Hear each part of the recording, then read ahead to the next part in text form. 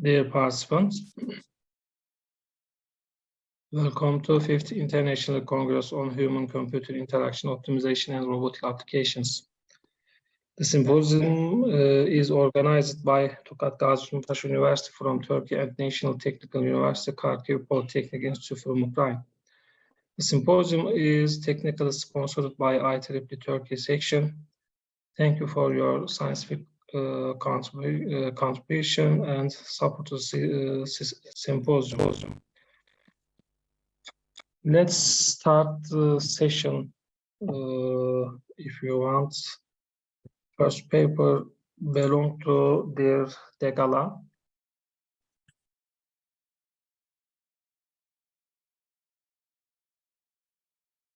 Dear Degala Satyana Rayana.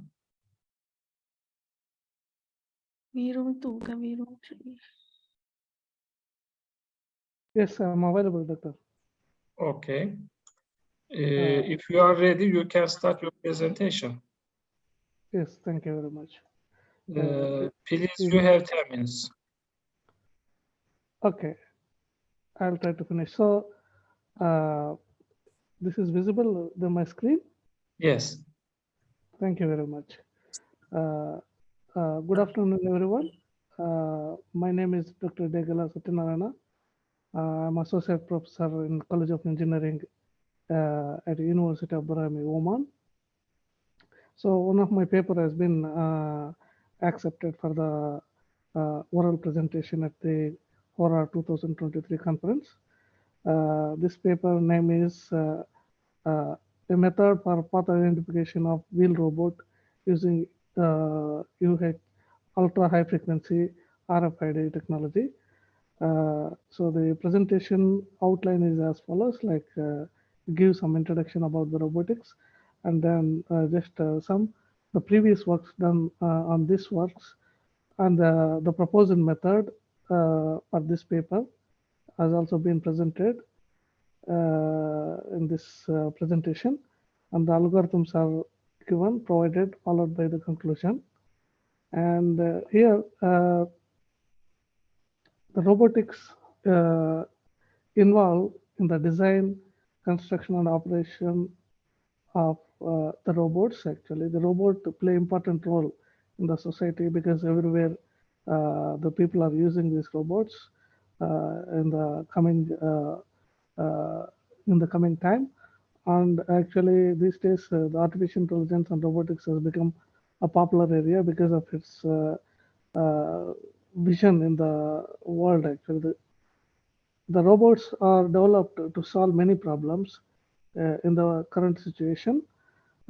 Some of these problems including like working in dangerous environments like chemical plants, and then radioactive areas. So those places it is very dangerous to work. So people use these robots to work there. And unskilled manpower in industries. So the robots can, once you train the robots, then they can do the work in a very skilled way actually. And the works imperfection in the works. So because it is a programmable devices, so the robots can work in a very perfection way. Inaccuracy in the task. So to solve this problem also, the robots are used. So there are different types of robots. So one of these robots is a wheel robot. This is many applications are available for the wheel robot. The wheel robot contains a robot chassis, and then there are motors attached to the wheels. So these wheels are connected to the microcontroller, and then the microcontroller is programmed to work according to how you need to move actually the robot. So this is actually for this project work. Actually, we developed this. This is the photo of the wheel robot we developed for the project. One example. The mobile robot need to be more intelligent actually. because it has to consider that there are two important problems in this mobile robots, that is obstacle identification and path identification. So there are few methods proposed existing actually for the obstacle identifications. The majority of the things they are using the sensors actually. So for example, precisely like distance sensor, IR sensor, ultrasonic sensors are used, and the mechanisms for identifying the obstacles in the path of the robot. The other problem with the wheel robot is like path identification, where actually the current paper, we proposed a new method for this. The destination identification and path tracking of the mobile robot is a challenging task. When it compares to the obstacle identification, this is more critical work actually, the critical task, the path identification. So in this presentation, just I gave, there are many works, but majority I consider three methods actually.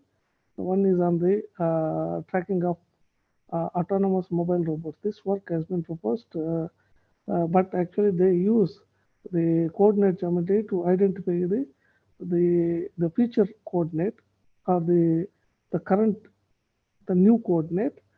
But however, this method needs actually three previous coordinates, the past coordinates, three past coordinates. This method assumes that the three coordinates are not in linear actually.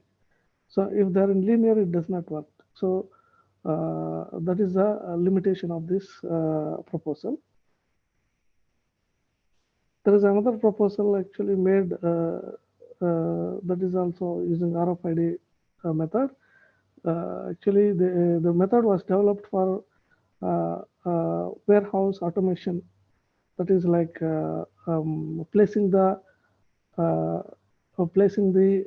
goods from one place to another place in the warehouse actually. And there are multiple robots work in this. All the at different places the RFID tags are attached, and a centralized controller unit controls all the mobile robots to avoid any collisions among the robots. This method is not actually, because this method needs a global information, because to avoid the collisions among the robots, it needs it has a centralized controller to control all the mobile robots. But this is a limitation actually, because we need if the localization is more important when you're proposing the method. There is another one method actually also proposed. This method actually uses colony intelligence tangent bug algorithm. This method minimizes the longer paths actually. Sorry, avoids the longer paths, minimizes the heuristic, the cost from source to the destination. And then, but actually this method needs historical data. Also, this method has high computational processes. There are a few other methods actually. They are based on the GPS for the path identification of mobile robots. However, this GPS-based path identification methods are useful for large geographical areas. Also, this GPS works in the open areas. If it is a very closed areas or indoor areas, there may be some problems with the signaling, GPS signaling problems. So for the small distances, such robot movement within the building may face accuracy problems on reaching the certain destination points.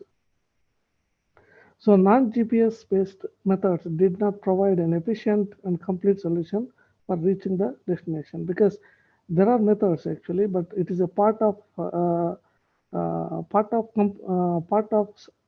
sub problem has been proposed actually. There is no complete solution. That is what it means here. And in this paper, actually, we have proposed a solution for path identification using RFID technology to support the robot movement towards the specific destination point. So here we are assuming that we need the main components that need to be provided is a wheel robot, the wheel robot, ultrasonic sensor. The wheel robot is a robot with which should contain the programmable microcontroller such as Arduino and Raspberry Pi.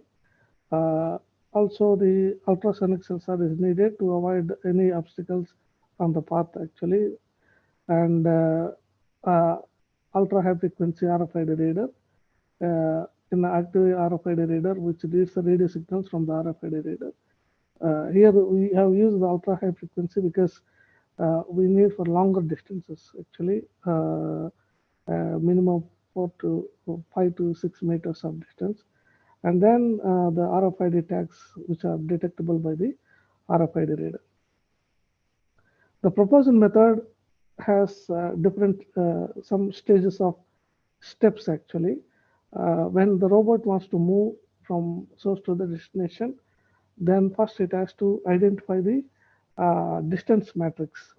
In the distance, then followed by from the distance matrix, we will derive the RFID tree. From the RFID tree, we will identify the dynamic vector, and from the dynamic vector, based on the dynamic vector, the robot will move according to that and reach the destination. This is the overall view of the proposed method. The algorithm for identifying this path identification towards the destination is given here. First, it calculates the distance between the tags and its one-hop neighborhood tags, and create the distance matrix with an element mn. Here, actually, the distance matrix is like this. So here only we will take the values on the upper triangle matrix because the same values will be repeated in the down also. Here in the upper triangle matrix, the value, for example, in the first row, second column, the value is 4. That means actually the tag 1, the distance from the tag 1 to tag 2 is 4 meters, something like that. Okay, so these values will represent the distance between the different tags actually. So from this, once we identify the distance matrix, then from that we have to derive the RFID tree.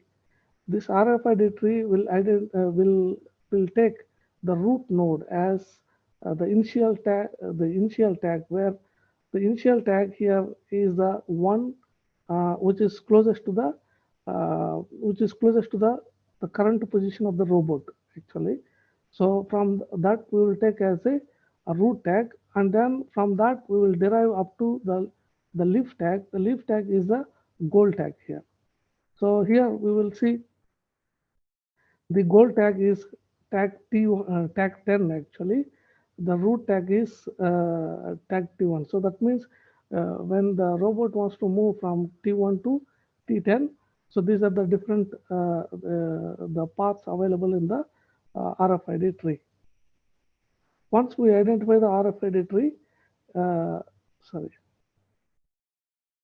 then we have to derive the dynamic vector.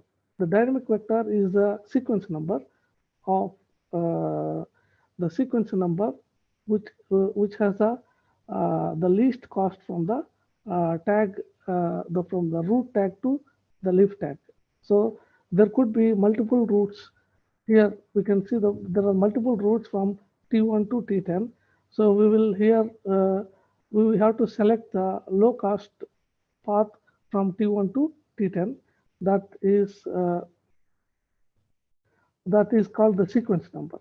That will be stored in the dynamic vector. So according to this path, the robot will be moving. But again, this robot movement uses the movement algorithm to move from the current location of the robot to the destination. So here the robot movement algorithm, this also we propose these two algorithms. There is another algorithm how it has to move from tag T1 to tag T2. So here the first we will note down the because the reader is attached. The reader is attached to the robot actually. For example, I will show you this. Yeah, here the robot is there. The robot to the robot we attach the reader, and then we will identify the signals actually. Signal strength of tag T1 and tag T2. So calculate the line equation between these two tags, and then also we have to calculate the angle of rotation theta. Actually, the equation is provided in the paper, so it is not given here. So we have to identify the theta value, and then we have to rotate the robot with the theta, and then it has to move towards with the in that direction with the speed, same speed. It maintains the same speed with the time period t.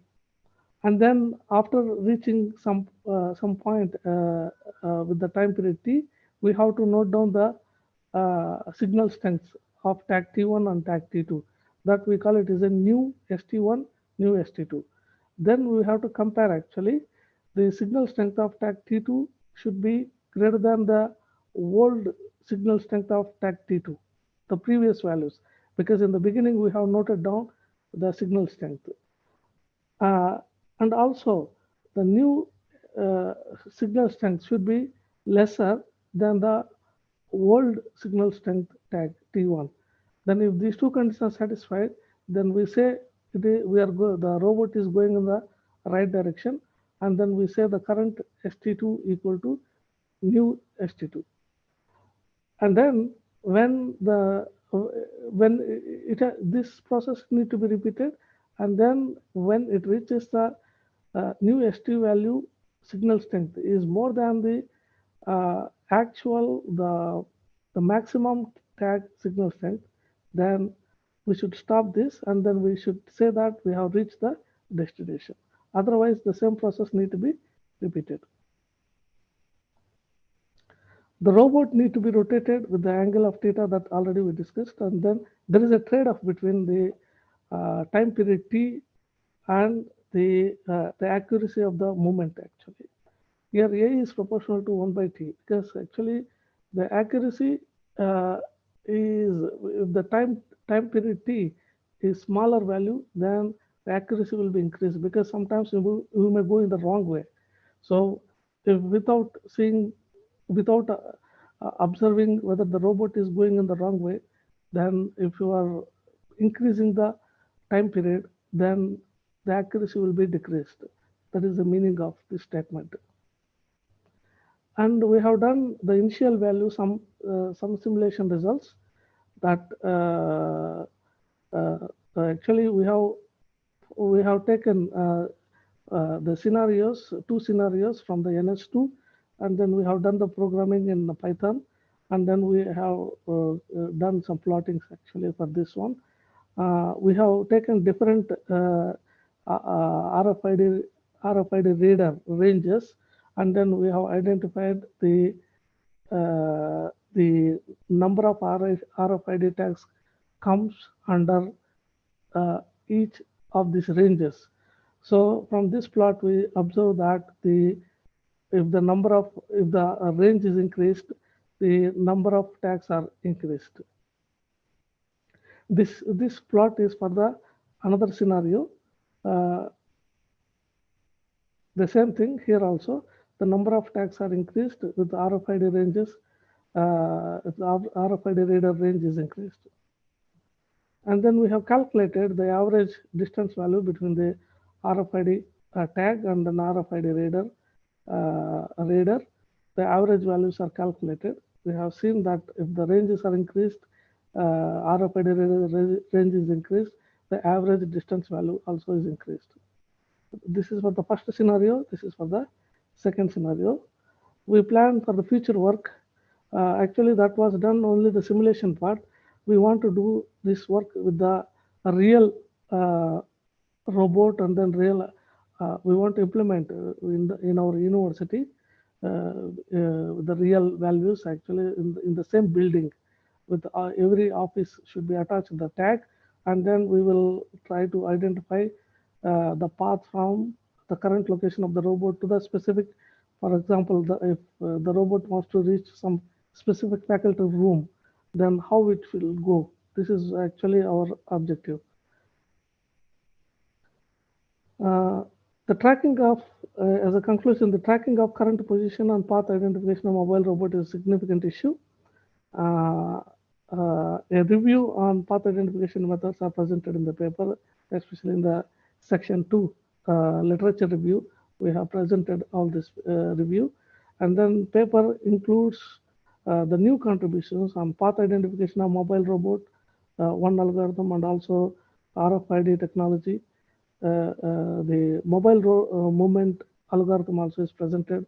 Also, we have derived the mathematical equations on that. Also, the simulation, we have done some simulation. So in the future, we are going to do the with the real robot values. These are the references. Thank you very much. If you have any questions, please you can ask me any questions. Thanks for your presentation. Dear participant, do you have any question about this paper?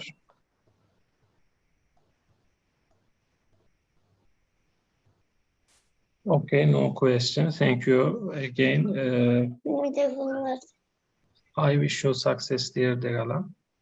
Thank you. Thank you. In your career.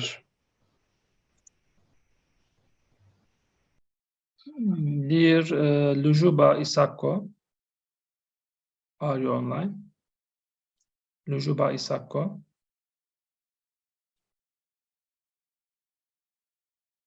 Dear Gökhan Erdemir. Hocam buradayız. Ben yapacağım, Zehra Tüfekçi. Okay.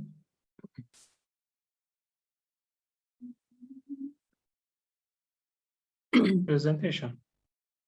Yes. You have 10 minutes, please. Thank you. Hi everybody, I'm Zehra and my advisor is Gökhan Erdemir. Today I will talk about our study which name is Experimental Comparison of Global Planners for Trajectory Planning of Mobile Robots in an Unknown Environment with Dynamic Obstacles. Firstly, working in an unknown environment with dynamic obstacles is a challenging topic for autonomous robots, which need to protect themselves from the dynamic obstacles they encounter, not damage the obstacle and replan their path according to their new position. This problem can be mainly examined in 3 parts. Path planning is to find the optimal path to the target when the location of the mobile robot. Trajectory tracking while the position of the robot and the path to be followed are known. The target path is followed most properly. Obstacle avoidance is the main mobile robot carefully passes the dynamic or static obstacles that may come in front of it while advancing to the target position. Path planning consists of using a global planner and a local planner. The global planner plans the robot path from the starting point to the target point. The local planner allows replanning by calculating the instantaneous motion.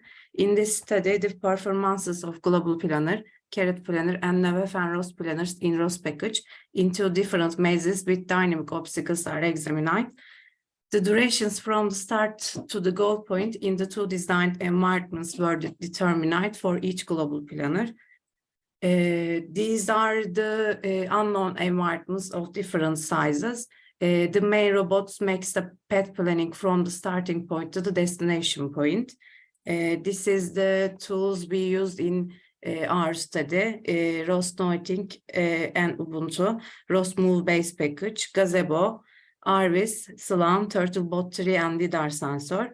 3 global planners we used in this study. Global planner based on Darkstar algorithm. Navev and ROS planner is based on A-star algorithm, and carrot planner runs on a straight route between points. And local planner dynamic window approach. dynamic window approach, it is used to calculate the instantaneous movement of the robot.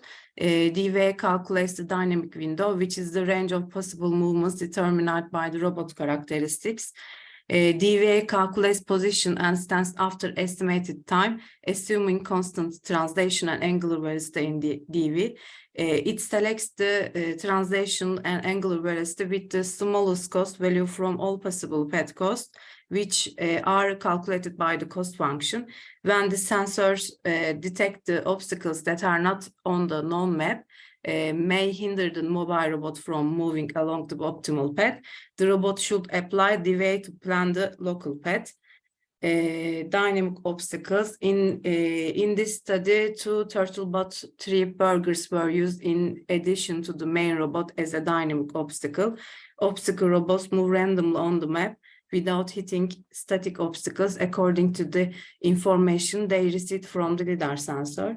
In case studies, 3 global planners were simulated in 2 different unknown environments, and these planners were compared with each other.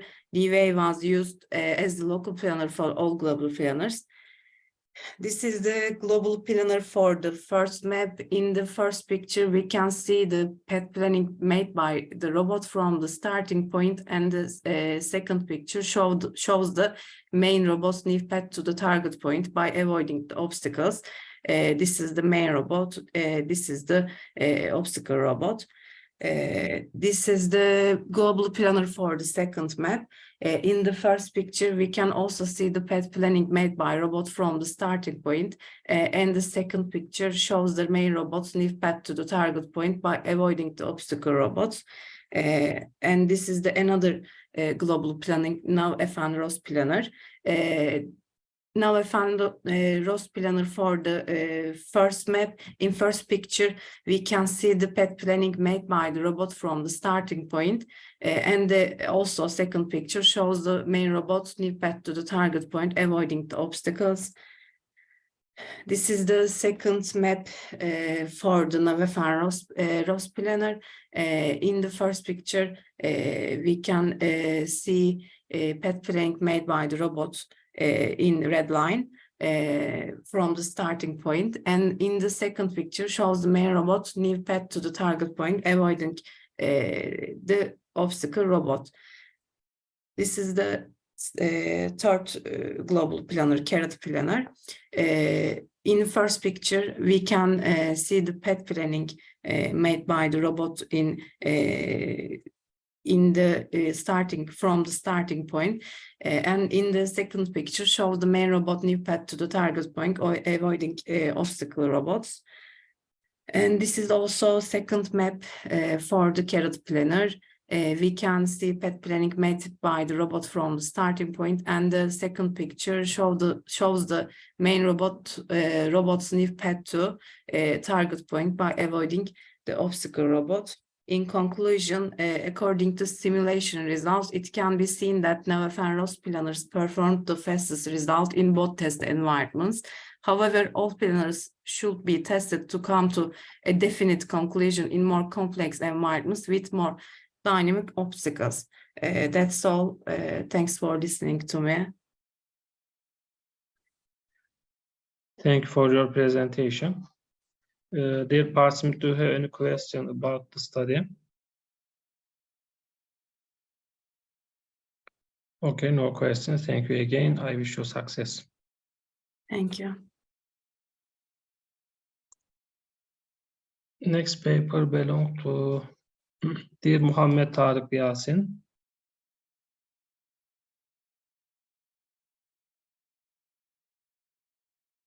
Hi, good afternoon.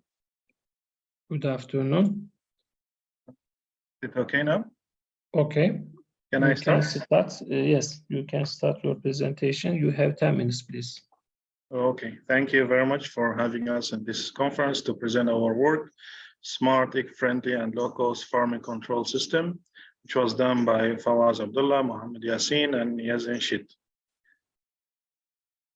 And in this presentation, I will go through the outlines, which is challenges and needs, motivation, solution, and result and conclusion. we all know that the demand for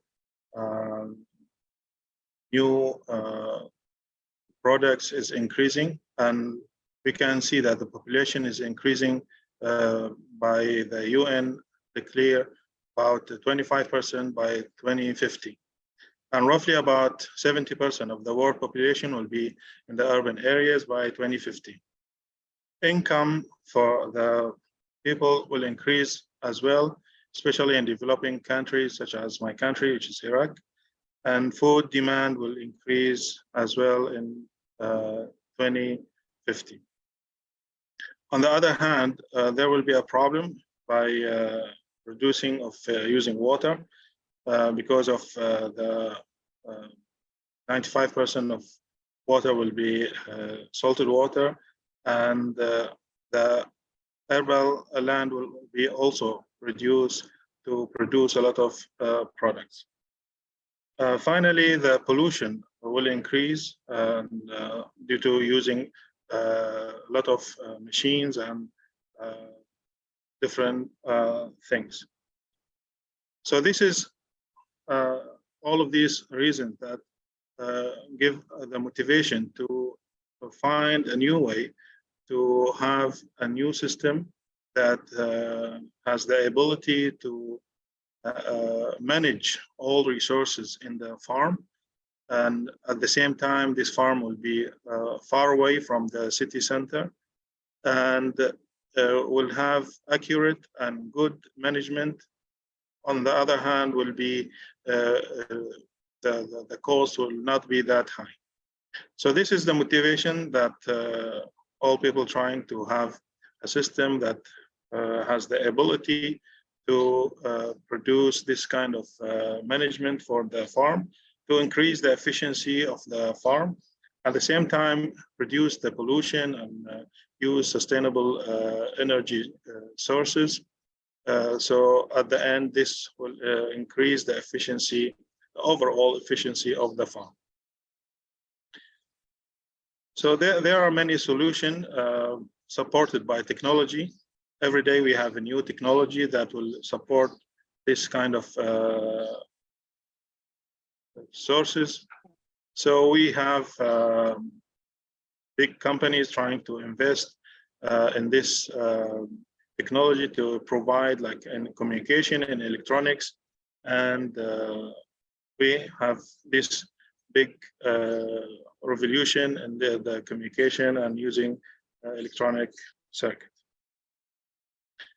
So we try to think about this problem that we will have a farm far away from the city center, and we will try to use the available and cheap technology that we exploit the already available mobile phone network or Wi-Fi network, so we can connect remotely from the city to the farm, which is far away from the city center.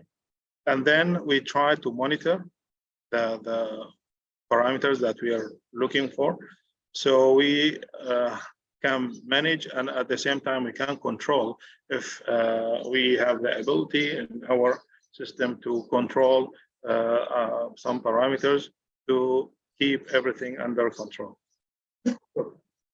So the main point that we don't need to use different kind of like traditional or classical energy sources. So the PV system will provide a very useful choice for us to provide the required power for our system, which can work individually. You don't need to worry about that. So in our system, we choose the PV system to provide the required power for our proposed system. In addition, we use a microcontroller. For our prototype, we use Arduino microcontroller circuit, which is enough for our prototype circuit to implement the idea that we are looking for. Also, we try to exploit the available mobile phone network, and we can connect the system to our mobile phone using the GPRS shield. In addition, if we have the option to connect it to the Wi-Fi circuit using the Zigbee module. The system has other components like sensors and other devices that connect together to produce the final prototype that is shown now to work independently and in an efficient way. So after that, we try to test every section individually by using in the lab, we try to test the wireless system, in addition the PV system, and to make sure every single section is working properly. And then we try to combine them together by this the whole integrated circuit, and to make sure that everything is working in the correct way. And here we try to show that if there's any information in the system can be sent through the mobile phone network to the mobile phone, and then we can get all information that we need to any node in the system can be received in mobile phone. And at the same time, we can send any order through the same technique to the farm, and then we can control the parameters that we already designed for our farm.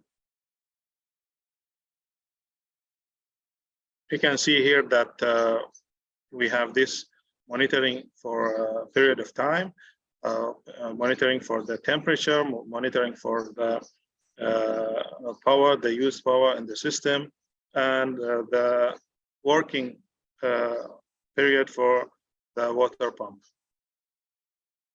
In conclusion, that this system actually can provide low cost and less effort, especially like if you worry about the resources management.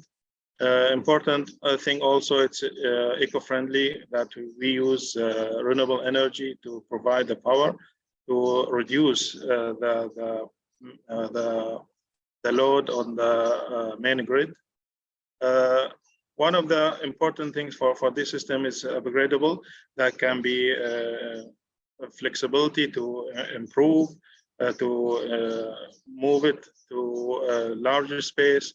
And this one is will be with low cost and feasible. Using all of these techniques can increase the overall efficiency of the system by reducing the waste, especially as I mentioned, if we think about the water waste, this system can give a very accurate control for the water. And now we always need data. This system can provide a lot of data about the system for the whole year, and this will be a good feedback for the farmers to improve their production for the next year. So this all data will be stored and then the main center, and this will give very good information about planning for the future. And especially like in my country, we have fires, and this will give a very important early warning system for the farmers.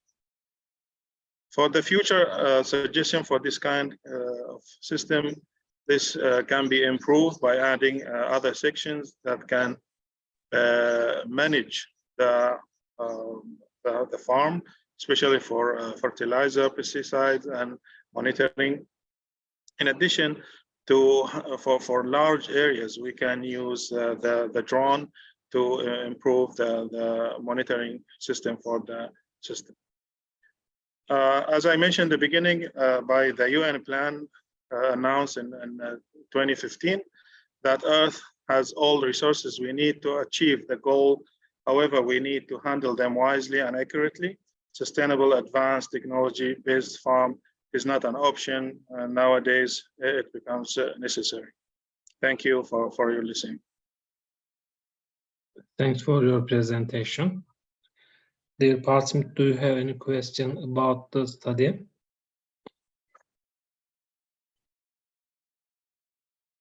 Okay, no questions. Thank you again. I wish you success.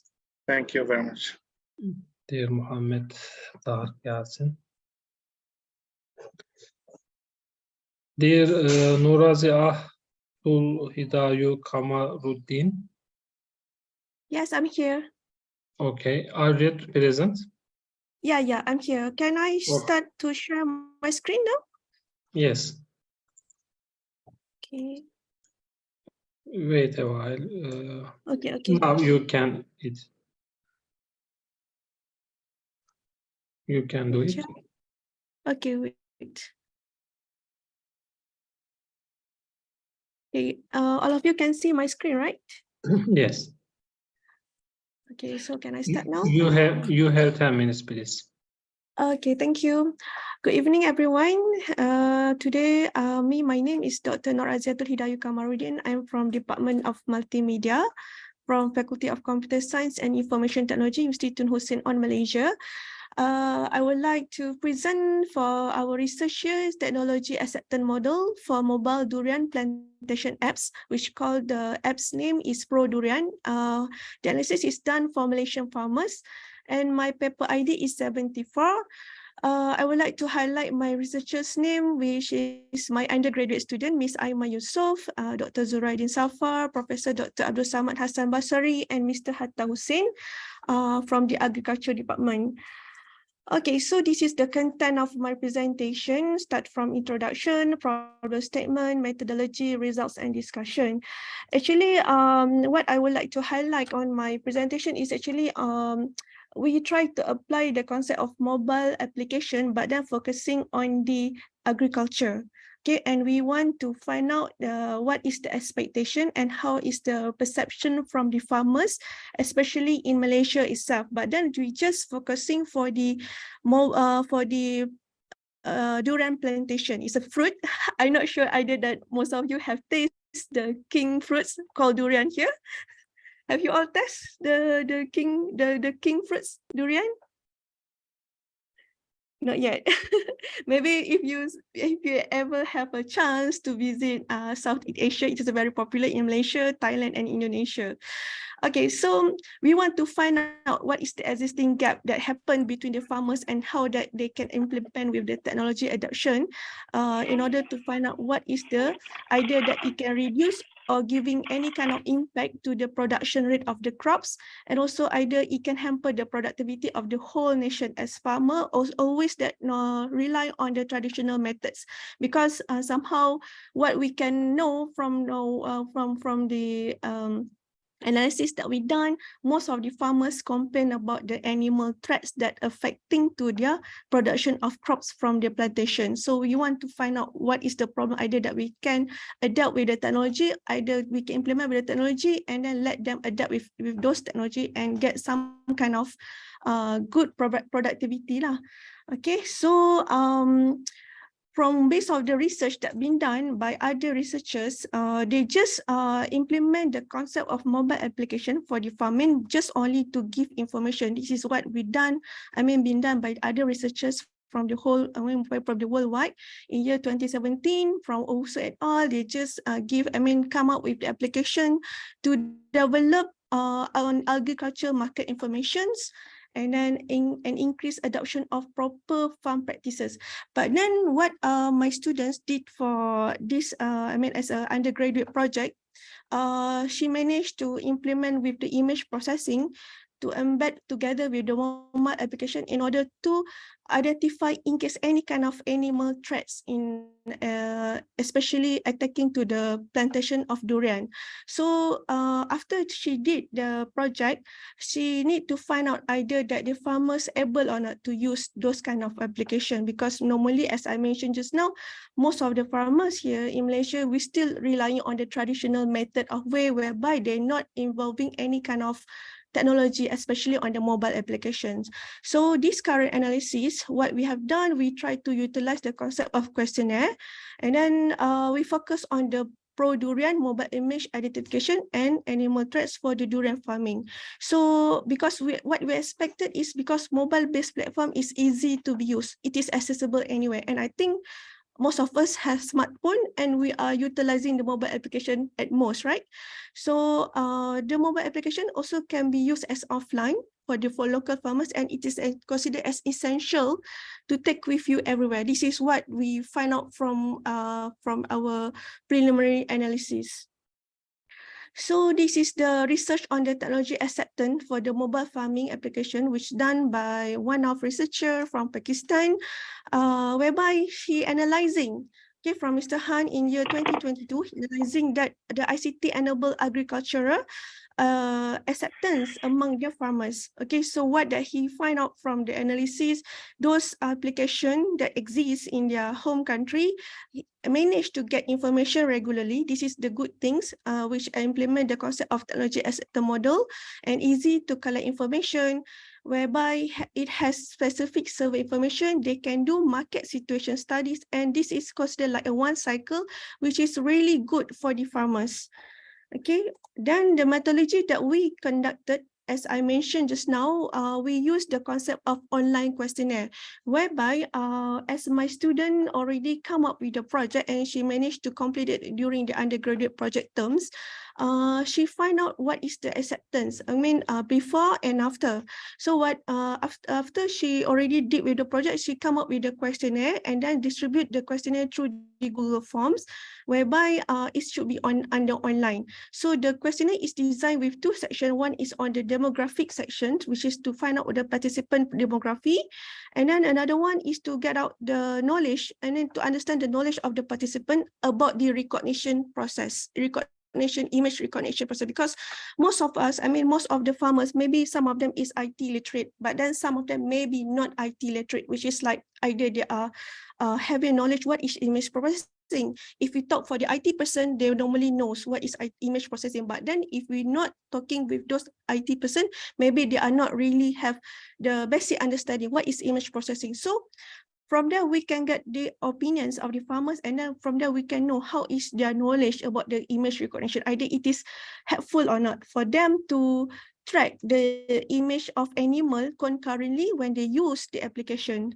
So we categorize those analyses into the few of task categories. One is to find out on the HCI factor and the human-computer interaction factors, whereby, of course, when we develop the application through the mobile phone, so we have to consider, we have to really assure the HCI factor, user interface factor, is really can be used by the user, by the targeted user, who is the farmer just now.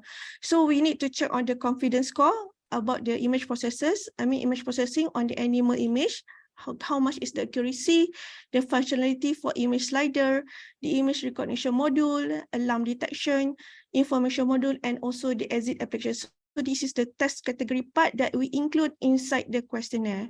Okay, once we let them use the application, and at the same time, after they're done with the application, we come up with the questionnaire. So this is a sample of question, but somehow this question is to be given in Malay language. Of course, I think most of you do not know, because this one is from our language here. Malaysian use the Malay language as our first primary language, then follow with English language, right? So most of the question is in Malay, because as I just now mentioned, we cater with the farmers, right? So we try from the test category here, we took those kind of questions and then segregated, try to adapt it with the concept of technology acceptance model, so that we can identify what is the critical parts and then which one that is suitable with the development part of the application. So from there, this is the original TAM model from Mr. Davis, 1989, whereby he come with the external variable, which include the perceived usefulness, perceived ease of use, attitude toward using, behavioral intention to use, and actual system use. So we try to adapt the model from that technology acceptance model from Mr. Davis in 1989, right? So we come up with other adapted model by other researcher, whereby it includes the functional and non-functional requirements.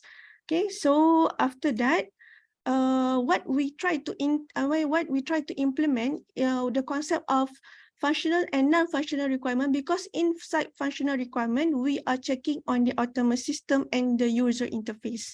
As I mentioned just now, when we want to develop the application, we have to focus what is, what kind of interaction between the user and the application itself. Okay, then another important factor, we are focusing on the non-functional requirement, whereby it includes the usability, implementation, and how the performance maps for the application. For the autonomous system here, later I'll show you some of, upcoming figure. They will check on how the user will able to utilize the app for the first timer, what to click, and what will be in the listing for the app, and the user interaction focus on the image recognition module and information module.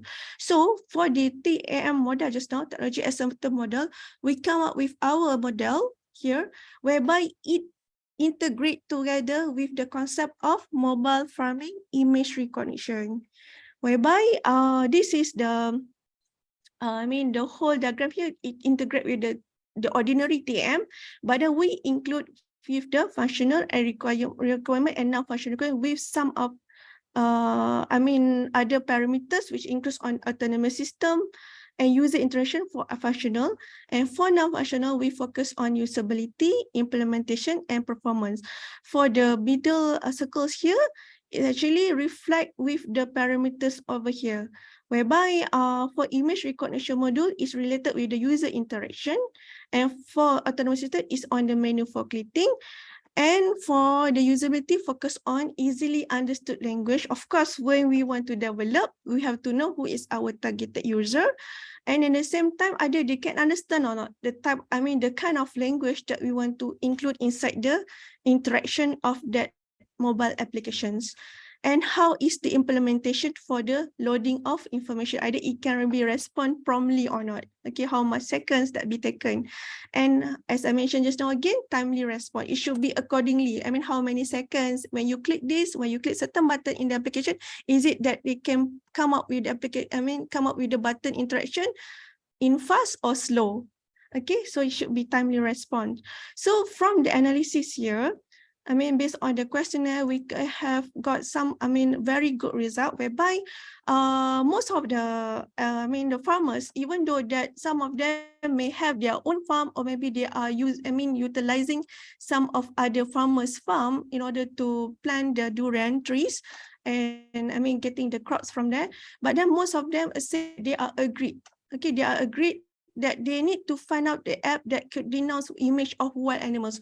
Because normally, as I mentioned just now, when they want to use on the traditional way, if they found out any kind of monkey or boss, they have to detect it. They have to go to the farm, and then they have to catch those animals by themselves. Once they go to the place, to the farm, the animal will run and take out the durian fruits together with them. So it was just like somehow conflicts lah. So, but then if we have this kind of application, they will trigger, and later I will show you the demo of the applications.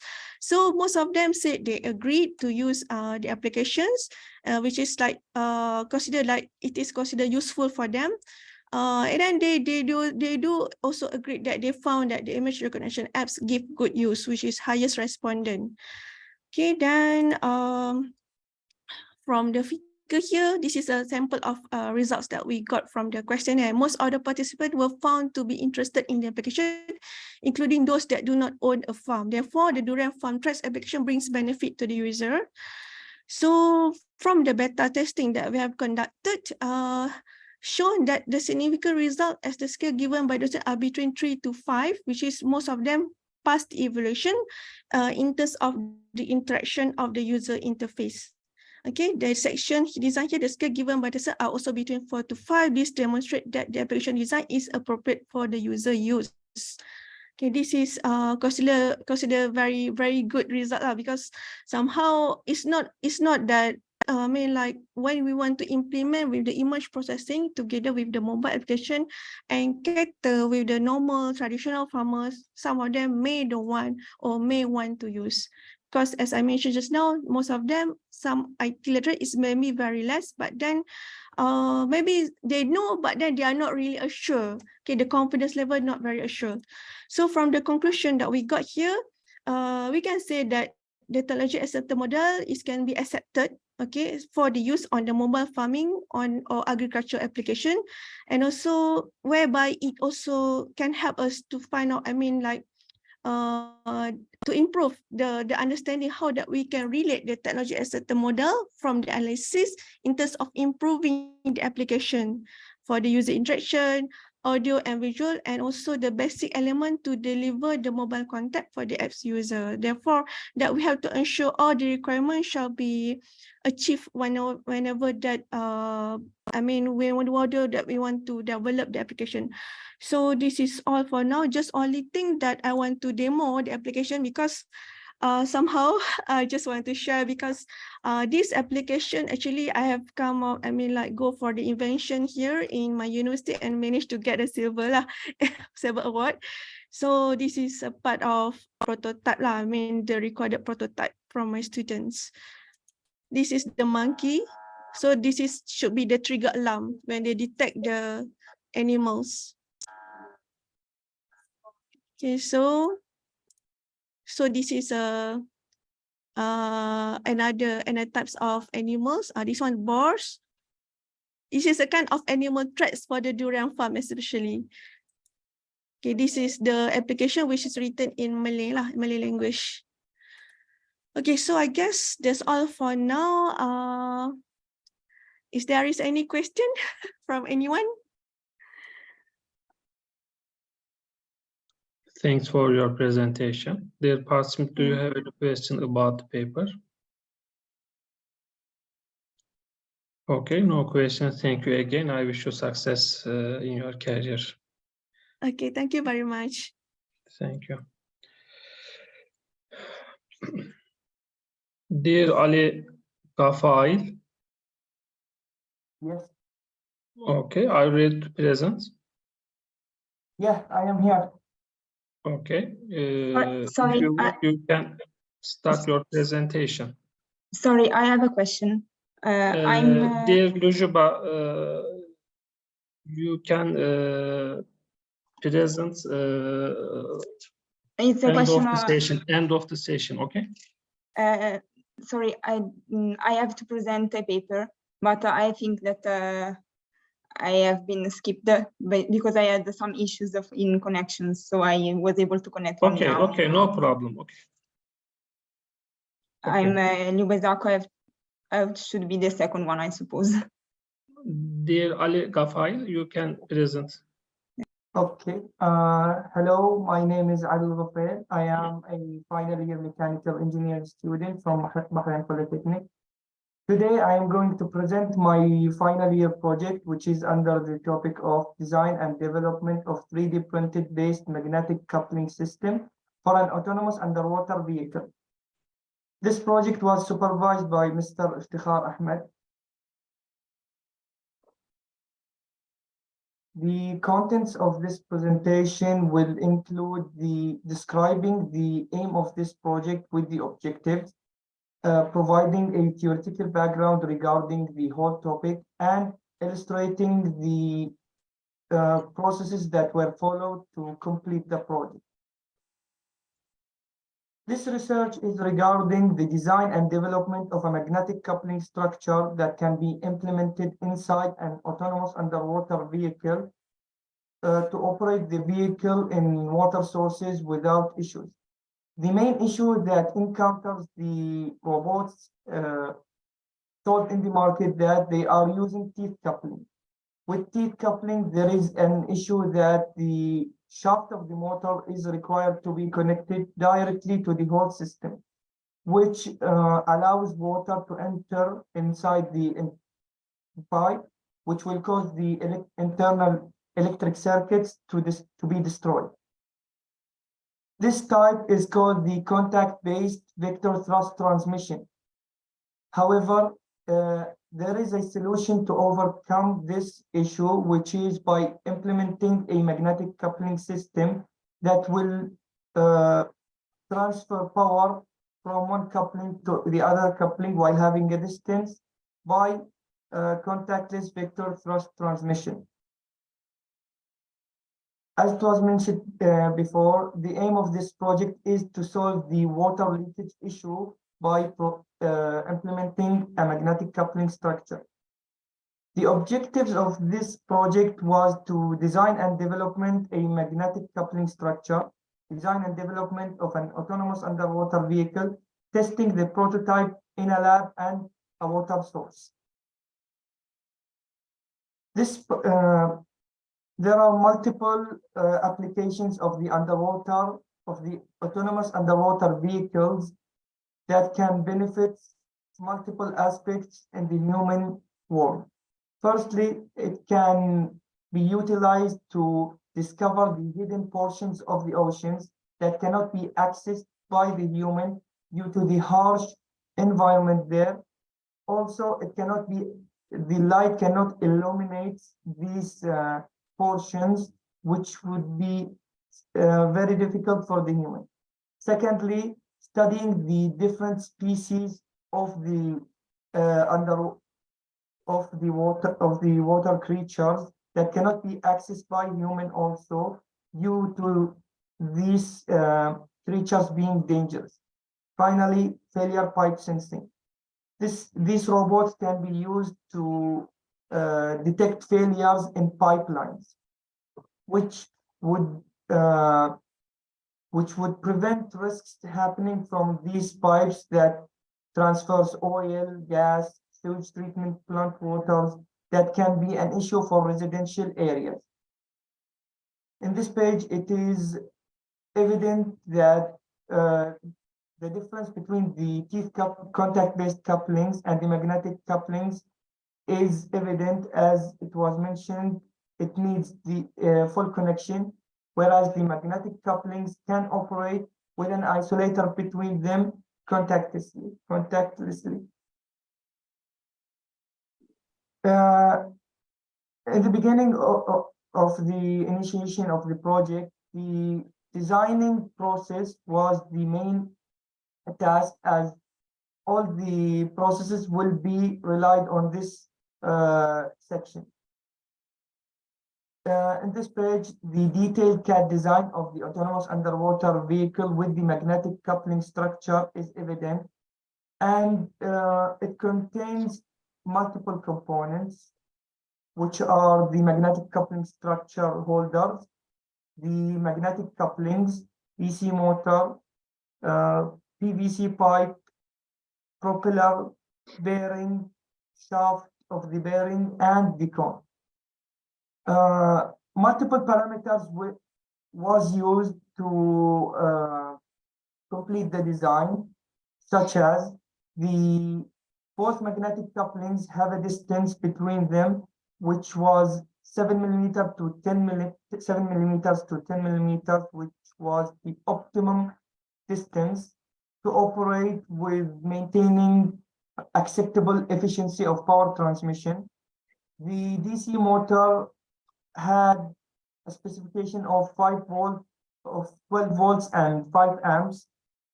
The holders of the magnetic coupling system with the cone was printed using 3D printing. The PVC pipe diameter equals to 4 inches, which is 105.56 millimeters. All the holders have the identical diameter to the pipe to be tight fit and prevent looseness that will leak water.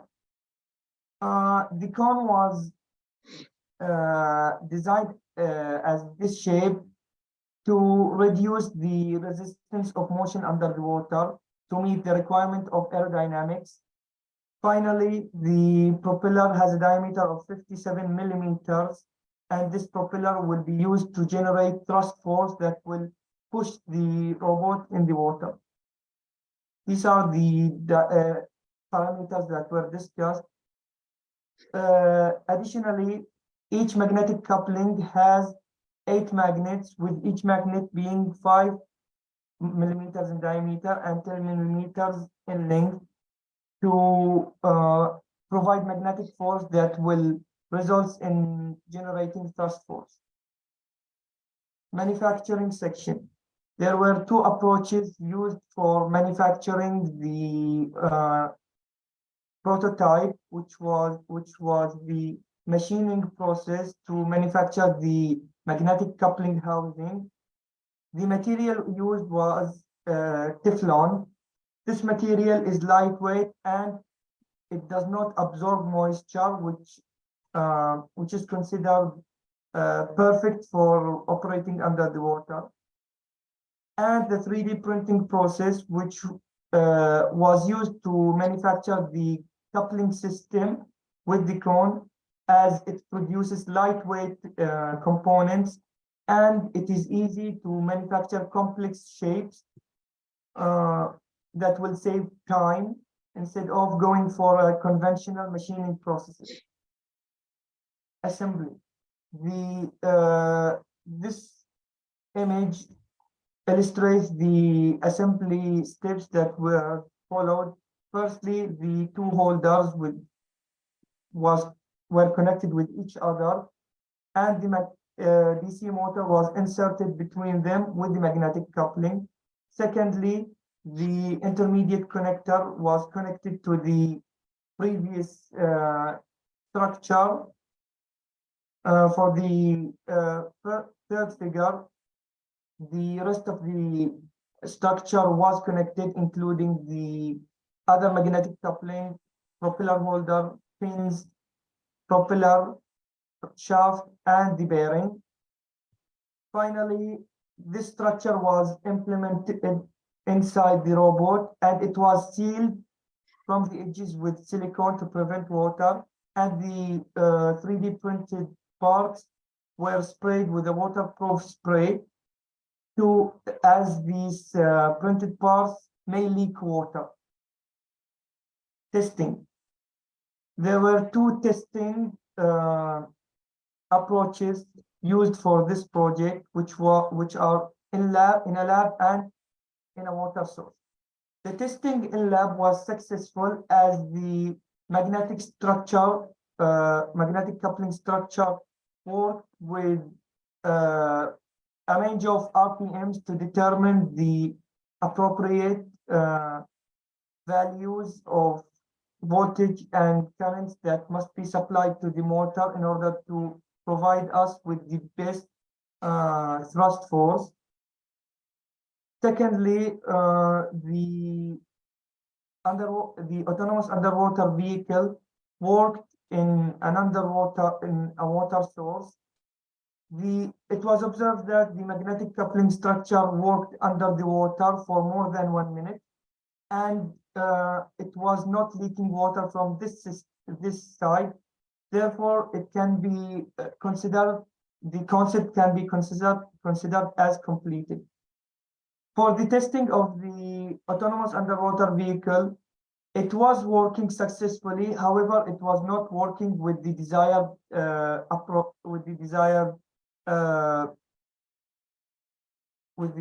result, as the robot was turning on itself. It was circulating and not moving forward, right, or the right, or in the left side, as there is no control system implemented inside the robot, and the weight distribution was not evenly distributed. In conclusion, the project met all the objectives, and the robot was successfully tested in both approaches. For the future work, there are 3 future tasks that will be worked on, which are utilizing a propeller with a higher diameter to produce higher thrust force. This propeller was printed by using 3D printer. The diameter of this propeller is 120 millimeters, which will be tested, and it is expected to produce better outcomes.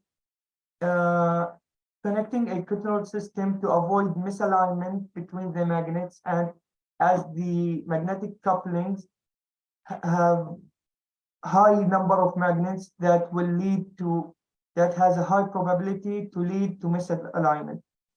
Thirdly, adding wings in the robot to restrict the robot in moving into the forward direction.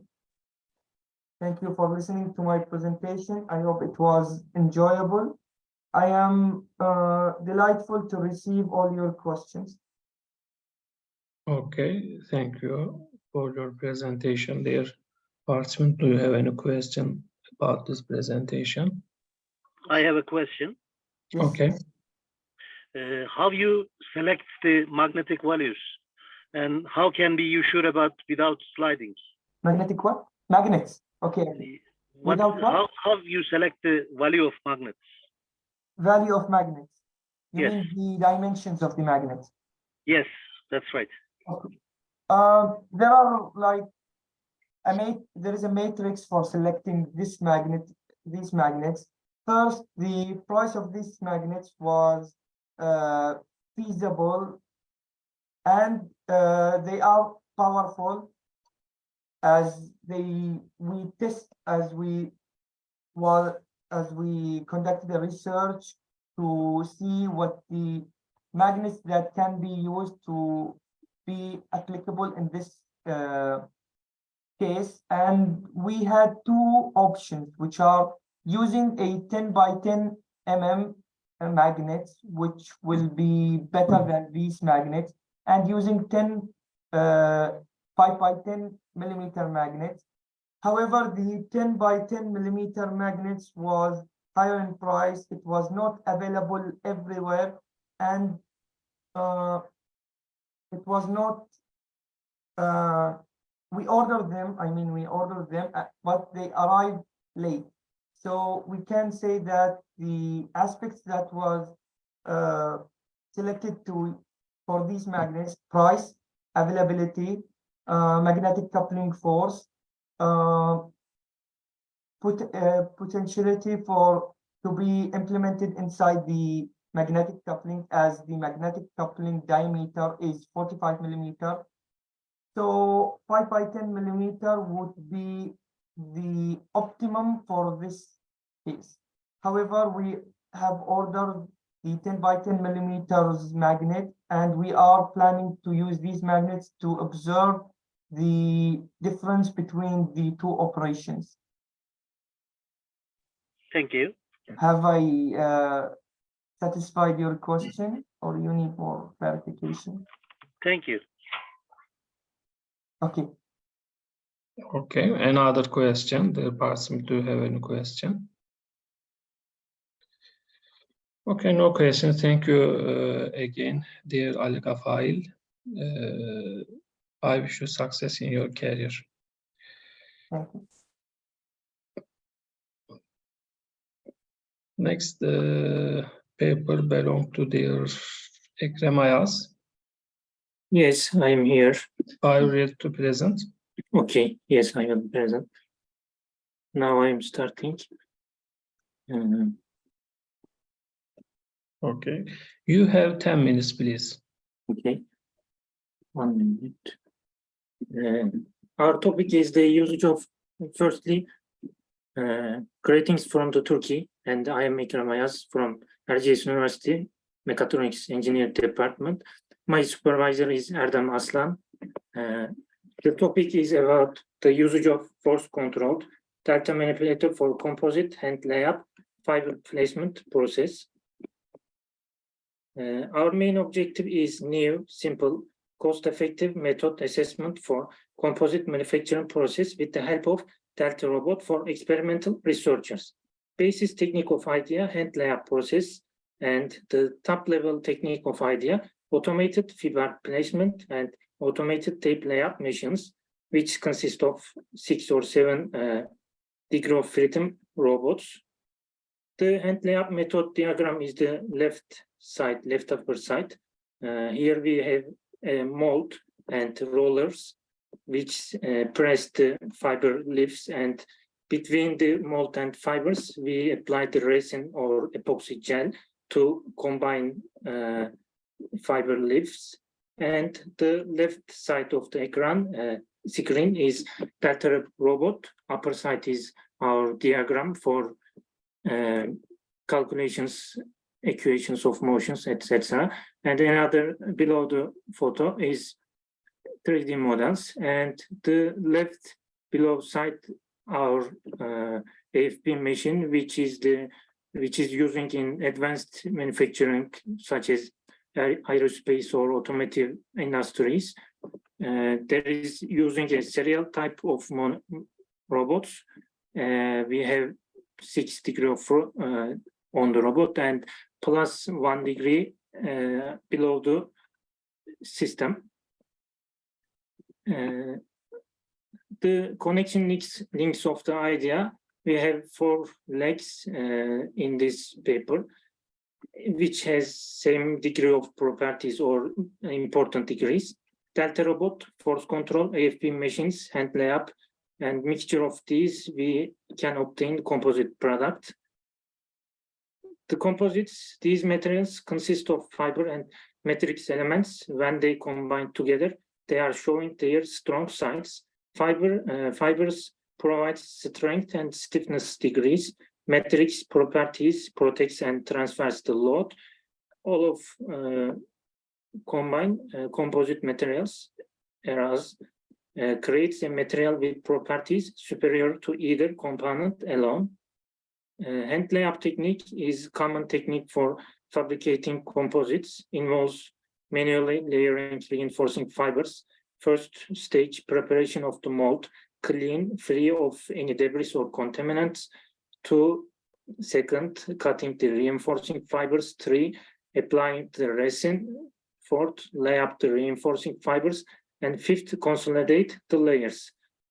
Performed to remove air pockets or voids and ensure good contact between fiber and resin. Here, operator regulate the force between compaction force is dependent on the operator's handicraft skills. Our main goal is to eliminate product quality standardization problem, which highly depends on operator handcraft skills. Tool is Delta robot and force control technique. Composite compaction force, critical points to find the necessary pressure and compaction force values that will provide an optimum combination between fiber layers. Compaction force and pressure is found by Hertzian contact theory and is used to determine constant and uniform force and pressure values. Here is the AFP machines rollers mechanisms. As you see, there is complex heads, and we offer in this paper more simpler and lower cost operation. Hertzian contact theory provides a mathematical framework for analyzing the stresses and deformations that occur when 2 elastic bodies come into contact with each other. Here is our 2-cylinder two elastic bodies is one of the rollers, and another the elastic material is fiber lifts. When 2 cylinders are pressed against each other with collinear pair of forces F, a rectangular area of contact, half of width B, and length L is formed. Right side of the screen, here we have B as the final parameters as the equation. There is V and E parameters. E stands for elasticity parameters. V is the Poisson values. F is force, P as P constant, L length. D1 and D2 is stands for the rollers and fibers diameters. We need to obtain here Pmax value as compaction pressure. We need to find as force control algorithm in the robotic side here is Pmax equal to F divided PBL is our value. What is the Delta robot? 3 motor actuating arms and has got 3 degrees of freedom, consists of 4-bar link arm mechanism, fixed upper plate and lower moving plate. Here is the fixed and lower plate. Parallel type robot, each has same effect on the moving platform, meaning these arms effects on the moving lower plate. Fixed upper plate and the moving lower platform are always horizontal to ground. So why Delta robot is chosen as parallel type? The structure generally used in 3D printers is a Cartesian movement mechanism. When pressure is applied in the Cartesian robot, only the vertical load comes to the motor in the Z-axis, while in Delta type manipulator, the vertical load can be obtained as joint contribution of 3 motors. Therefore, a Delta manipulator was preferred instead of Cartesian robot in order to obtain more vertical load in the compaction system, as we found Pmax degree. Kinematics, because the Delta robot has closed loops, its kinematics calculations are advanced, complex. Inverse kinematics calculations in parallel manipulators are relatively easier than forward kinematics calculations. Forward kinematics, serial type robots, forward kinematics is easier than their inverse kinematics. At this point, forward kinematics, we apply angle parameters to equations, and we get in x, y, z coordinates in the space. This is forward kinematics, and if we found to the reverse one is inverse kinematics stands for. In a front and side view of lever mechanism of Delta manipulator is given next slide. Here is the diagram. P is the position vector of the movable platform. Theta is defined as the joint angle variables of a single arm as follows. Theta, here is theta degrees. Theta 1, theta 1, 2, and theta 1, 3 is our actuating motors angles, and Px, Py, Pz is here our moving platforms positions. For the kinematic operations, the following vector 2 is equation must be written for the 4-arm mechanism in each arm of the robot. After opening the vector loop 2, we got these equations, vectors, and this equation needs to be solved for inverse and in forward kinematics calculations as needed. Jacobian matrix, one of the calculations needed for force control is the Jacobian matrix of the Delta manipulator.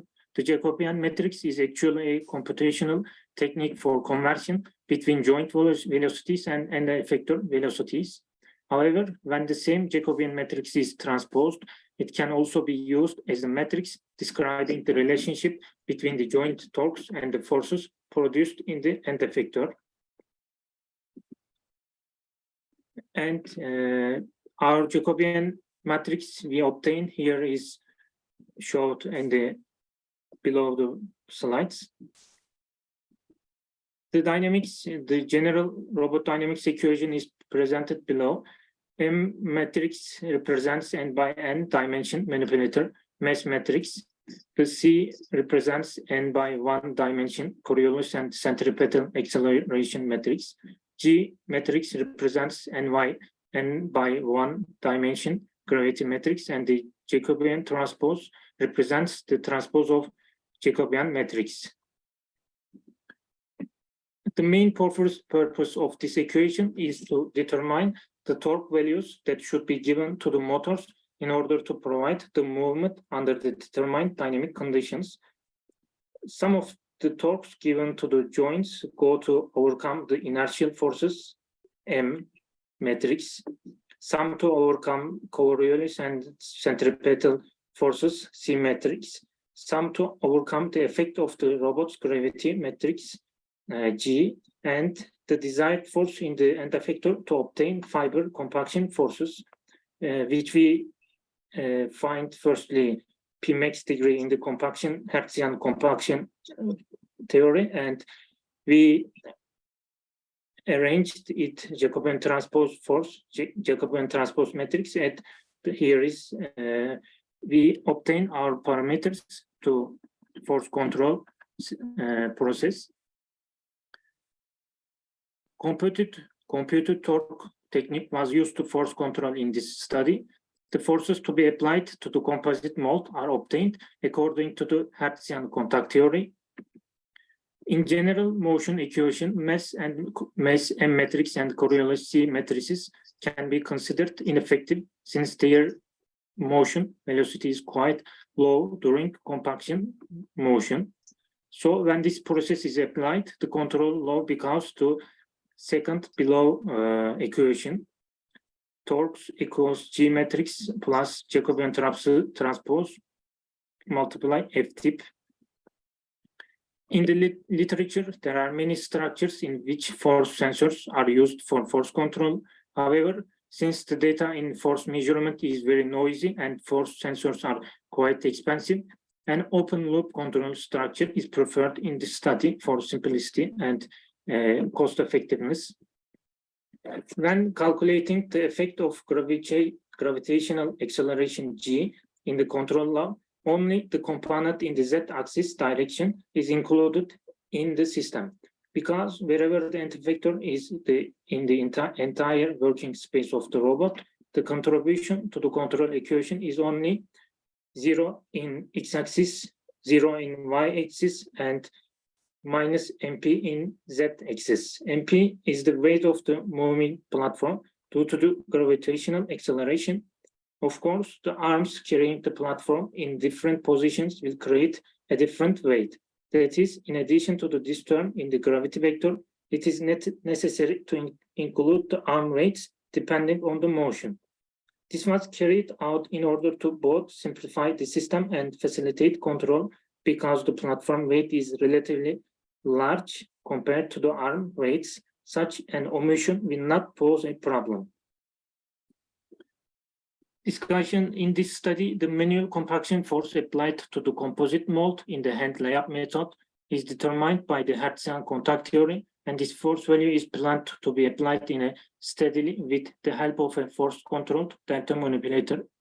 It was aimed to eliminate the standardization problem in the existing hand layup method by applying the force to the mold in a steadily along the trajectories determined according to the mold design. Thanks to the simplifications proposed in this study, it has been shown that force control can be done more simply with the open loop method. Closed loop controls can, of course, give better results in composite fabrication. However, since the main goal of this study is to develop a simple printing system for robotics researchers, it has been demonstrated that it can yield positive results in open loop control instead of applying the closed loop method. And thanks for the listening. Thanks for your presentation. Dear participants, do you have any question about the paper?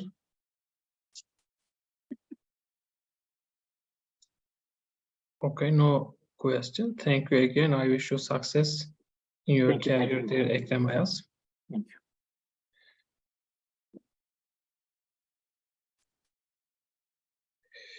Dear Karen Jane Souza,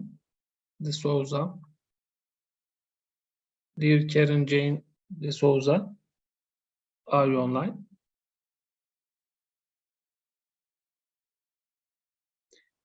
Dear Naonori Kodate. Yes, I'm here. Okay, are you present? Yes. Okay, you can start your presentation. Thank you very much. Good afternoon, everyone. So I'll share the slides. You have 10 minutes, please. Okay, perfect. I hope you can see it. So my talk is entitled Care Professionals Experience of Deploying an Original Autonomous Air Purification Robot in Residential Care Homes in Ireland and Japan. And I'm an applied social scientist, so my presentation is slightly quite different from others, but with a particular focus on implementation. And so my name is Naokodate, and I'm at University College Dublin, and this paper is written with all the team members funded by this Toyota Foundation grant. So I wouldn't mention all the names, but it's interdisciplinary international research team, mainly social scientists, but also engineers and also medical professions. So this is a part of our study, and it's basically a user-centered design and development of potentially an autonomous robot in care settings. When autonomous robots are implemented into care homes, there are certain aspects, safety and risks that have to be considered. So we worked on this part of the project in partnership with Akara Robotics, which is a venture spin-off from Trinity College Dublin. And you may know the robot called Stevie that was being used in the United States retirement homes and in other parts of the world just before the pandemic. But this was a very much a social interactive robots that were meant to be used in elder care. But they shifted, sorry, there's no picture. So from Stevie to during the pandemic, because of the situation, they changed the focus of their robots. So they designed UV disinfectant robots that has been used in hospital clinical settings where there are no people. So the UV light being exposed would not pose any risks. And for this project, because of the environment, that is care homes, residential homes where older people with cognitive impairments can walk around anytime. So there's the risk of UV exposure. So they covered up. And so we developed this robot together. And you can see it moved away from automation and also humanoid type robot.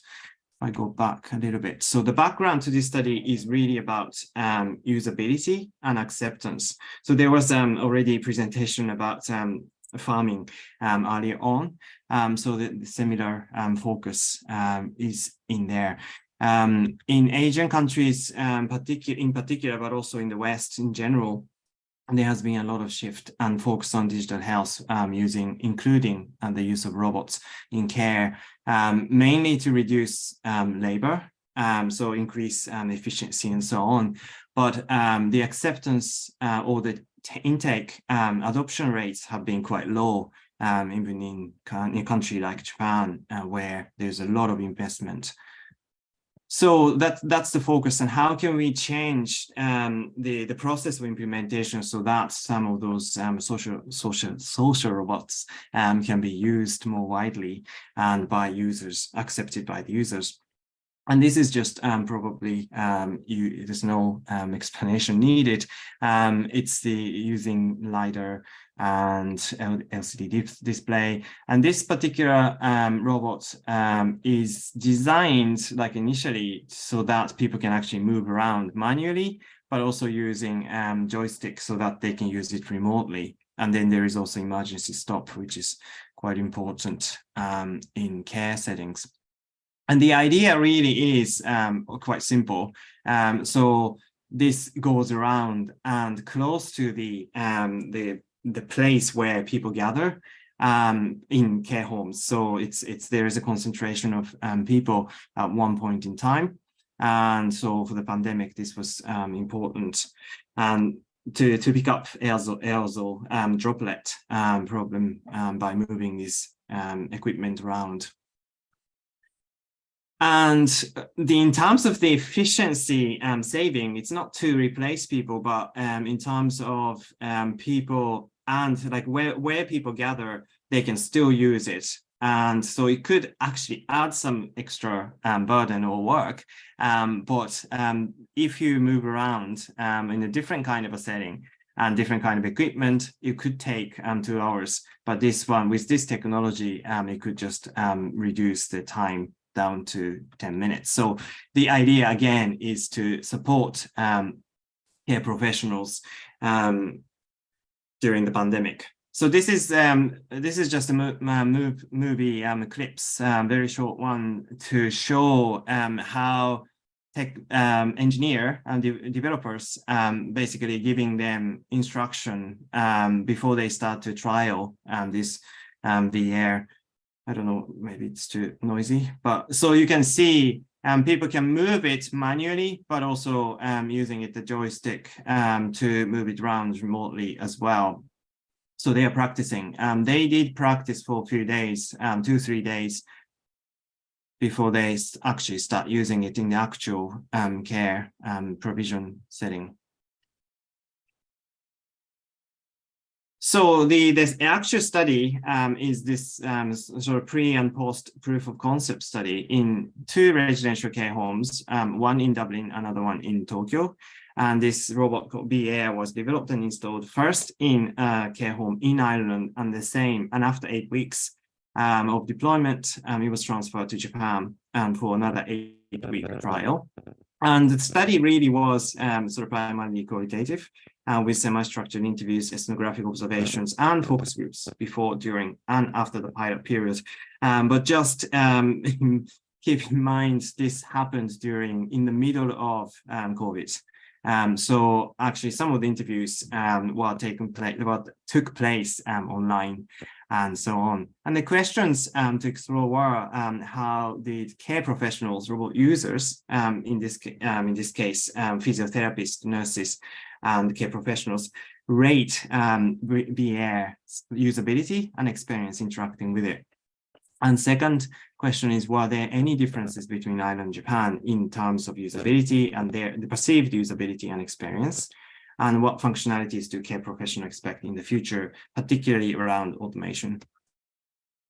So the actual use of VR, so modes of operation, because I already explained there are 3 operational modes. So manually moving this equipment around, or hands-free with an operator with close range, or using joystick and remote control. In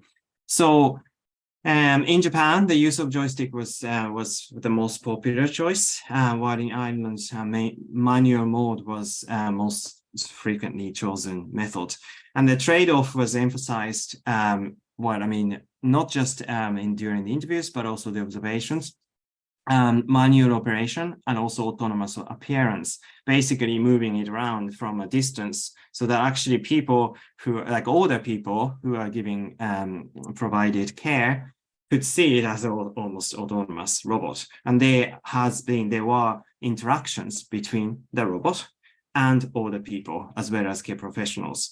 And some care professionals really emphasize this human to human, but also human to robot interactions during its use. In terms of usability, tests or SUS system usability scale was used. And you can see like the first few items are almost equal between the 2 countries. Green one is Ireland and red one is Japan. There are some differences in terms of the cumbersome aspects of use, and also the learning, how much they had to learn before they can use it effectively. So in Japan, there's a difference in terms of the experience with the robots. There are much more sort of frequency of different kinds of robots that they have been using. So they are much more experienced, and the confidence levels were higher than the Irish counterparts. And that affected their attitudes and perceptions as well. And in terms of automation as the driver functions, because this robot was not really autonomous. So people who said they would like to see automation, they gave a reason, like there were clear, simple, obvious reason is increasing workload efficiency, so that they don't have to move it around. It automatically moves, and that would reduce their workload. But also machine learning for spatial data and active human-robot interaction could be created or increased by infusing automation. And against automation, there were quite a lot of number of opinions against automation. the three reasons are listed here. No direct human-machine contact means no awareness, no ownership and control. So again, there's a kind of a clear sense of safety, sort of a paramount sense of safety around all the people.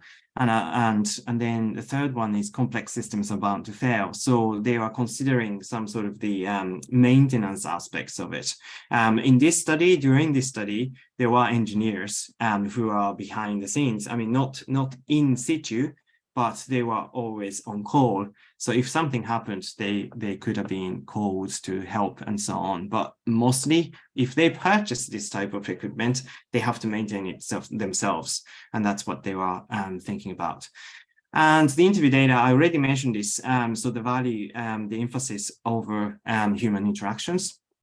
And robots in these types of care settings, they really want to see sort of the consideration for interactions between human and amongst humans.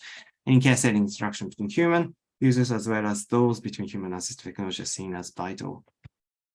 And so therefore, there are, as you probably know, all the theories around models in terms of increasing user experience and acceptability. In the care settings in particular, we need to consider care recipients in particular, even if they're not using it, they are not the active users, we have to take into account the potential interactions that arise from introduction of this type of robot. So just to finish, as nursing homes are more of a living space, the use of care robots goes beyond open public space and enters a personal and private sphere. So therefore, co-design, co-production, but also co-decision around the optimal degree of automation and personalization should be considered.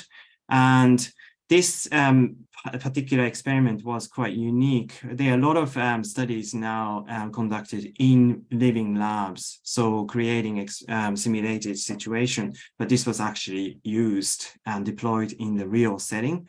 And real settings in different countries and different cultural boundaries. So there should be more of this type of study to enhance the functionalities as well as automation. These are the references. And thank you very much. Thanks for your presentation. Dear participants, do you have any question about the study?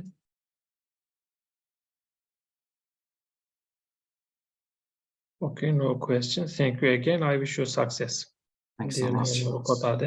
Thank you. Dear Emre Tuğberk Günlergiz. Yes, sir, I am here. I'm ready. Okay, if you are ready, you can start your presentation. Thank you.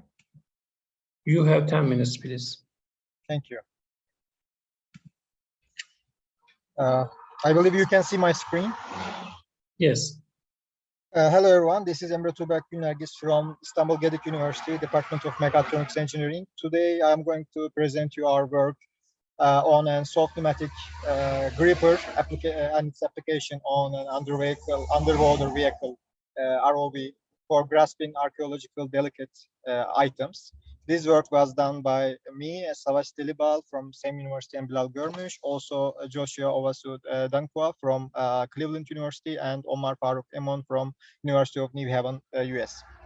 Let me begin with the outline of the presentation. I will shortly present you the aim of this work in the introduction section. Then I will continue with the design and methodology part, which actually contains the main part of our work. Then I will talk about the analysis, which contains finite element analysis and experimental analysis. Then I will conclude my presentation. To begin with, I would like to talk about the ROVs. ROVs, as you know, are very important in underwater research projects. However, when we check the ROVs for underwater research type ROVs, let me say, their grippers are mainly designed for grasping rigid and heavy objects because they are generally used for underwater industrial applications. On the other hand, the soft systems offer significant advantages in this section. For example, the soft system also showed great potential in many different areas. And we thought that as they have a great potential handling necessary and delicate items, it might be applicable on underwater research applications. So the inherent adaptability and the compliance of soft grippers allow for a safer and more precise grasping of delicate items, and this lets us minimizing the risk of damaging these items in the retrieval process. Our work aims to integrate our pneumatic soft gripper, which was designed earlier by us, and applying this gripper into an underwater robot to facilitate gripping and releasing archaeological artifacts. And this work particularly focuses on the amphora. To do that, we focused on a finite element model. We generate the finite element model and simulate the grasp, gripping, and the releasing actions of the gripper on the amphora on computer environment. Then also we add a soft force sensor, which was actually patented and created by one of our authors before and published many articles and papers before. And we applied this soft force sensor to our gripper and create a closed loop control circuit for our system and made some experimental analysis on the system. If I want to put the main system, I like to show this design. Our ROV has a human-machine interface. The operator actually controls the ROV for using an operating handle, like a joystick, you may say. The operating handle is capable of controlling the pressure of the gripper and the stroke cylinder. This stroke cylinder, I will talk about this in detail later on, but this is for giving another stroke for the gripper in horizontal direction. Also, as I said, we have a soft tactile sensor on the soft gripper, so we get force feedback from the gripper itself, and all these data, also the visual feedback from a camera, comes to the visual interface of our ROV. Our design and methodology part, in the design and methodology part, I have to talk about the pneumatic soft gripper, soft sensor, and the pneumatic cylinder. The pneumatic soft sensor has, as I said, was designed and applied and patented before by us. It has a short, I'd like to give you some brief information about our gripper. It has a shore hardness of 85A, and it was additively manufactured before by us. The software sensor, again, was also designed and created before and published. I will give you details about it. And the pneumatic soft cylinder is just a basic pneumatic cylinder to give a horizontal stroke for our gripper body.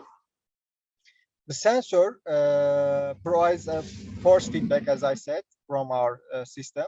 The soft sensor was fabricated using a combination of photopolymerization and screen printing techniques. To form a pressure-sensitive membrane, an ionic liquid, IL, was used. The chemical formula of our liquid is given here. And then we use the prepolymer. By using this membrane, we use the prepolymer network. Then we use a commercially available photocurable resin to use it as a base polymer of our sensor. The sensor is shown on the right-hand side of the screen. The sensor part is actually made from carbon nanotubes, carbon nanotube-based stretchable electrodes. We use these electrodes and we actually place them inside our photocurable resin, so that now we have a flexible force sensor.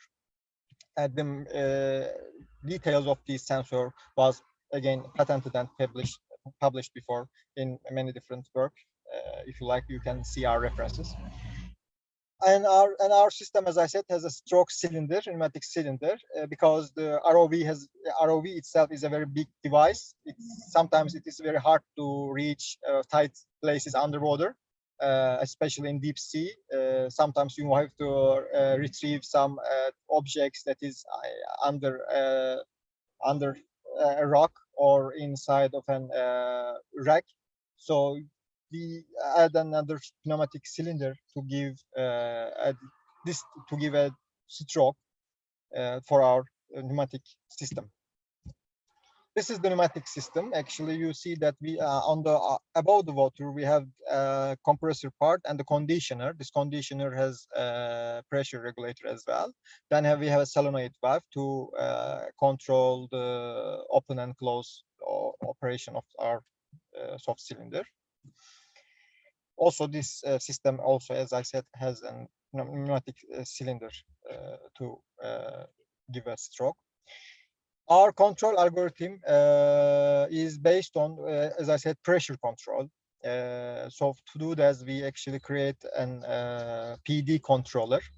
What we did is we got feedback from tactile sensor, which is in potential difference in voltages, and we know that this potential difference corresponds to a force value. This was done by us in earlier works. So we know that the voltage corresponds to a certain force value. By using these forces, we created a closed loop system. The cavity pressure can be regulated by this feedback data, which is received by, as I said, tactile sensor. We have 3 steps. Pre-shaping, which is the approaching to the target object. Closure is the first increase of the pressure inside the gripper, and the closure of our gripper, which is grasping.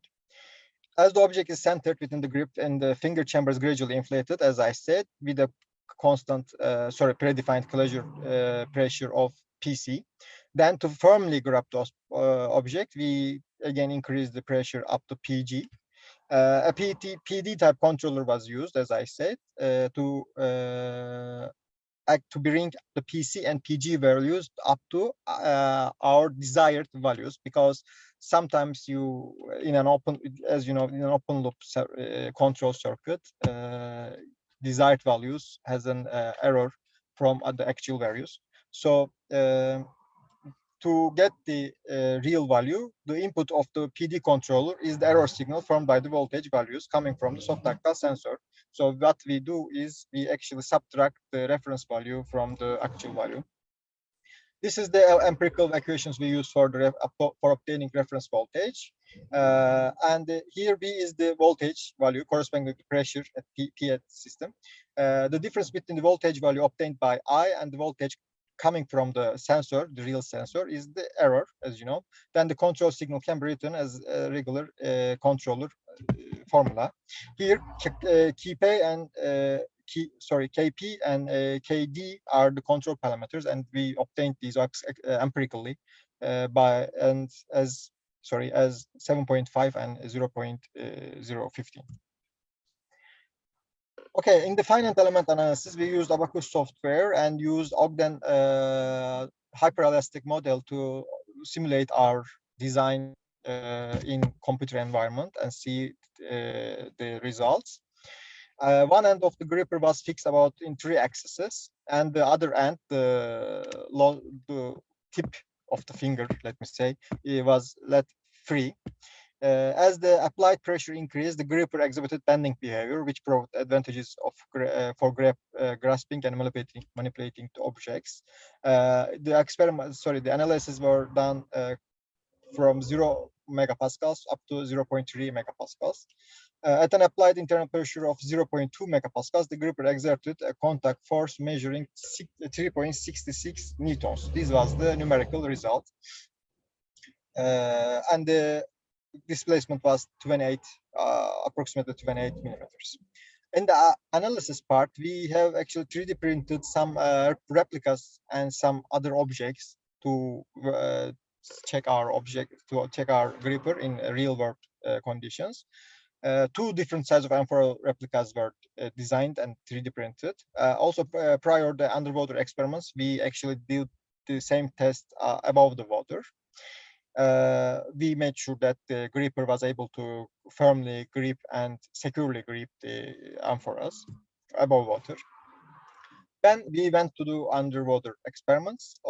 By the way, in addition to amphora replicas, in this picture on the left-hand side, you see that we have another design. This actually was designed to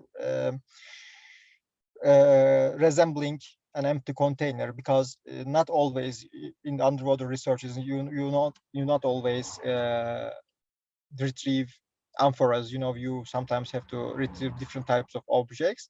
To resemble an empty container, we designed that object like this, and we made experiments on this.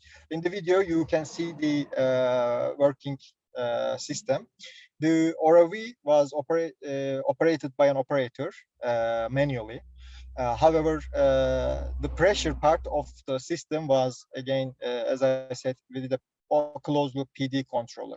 So what operator did was just manually approach the object and give the closure signal to the ROV. Then the controller just make sure of the force and does the rest itself. These are the results. In the graph, you can see the black dots are the applied bending force on the left-hand side of the left axis of the graph, and the white dots are the voltage values. And you can see in, for example, in 0.6 megapascals of pressure, inner cavity pressure, we get a bending force of almost 4 newtons. So our gripper was actually able to apply more than enough force to firmly grasp an underwater object, even on underwater.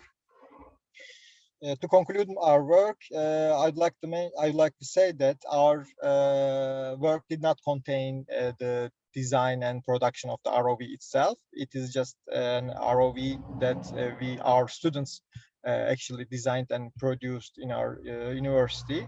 We just applied our system and the controller on that system, and this work showed us a great insight of performance of our soft gripper underwater applications. Integration of soft pneumatic gripper into an ROV enhances its underwater grasping capabilities, because, as I said, underwater grippers are generally for an industrial work and have a very heavy duty works. This research lays foundation for the application of soft grippers in different underwater scenarios, like the scenarios, and contributes to advancement of underwater archaeological research and exploration. Thank you for your listening and attendance. If you have any question, I can take you. Thank you for your presentation. Dear participants, do you have any question about the paper?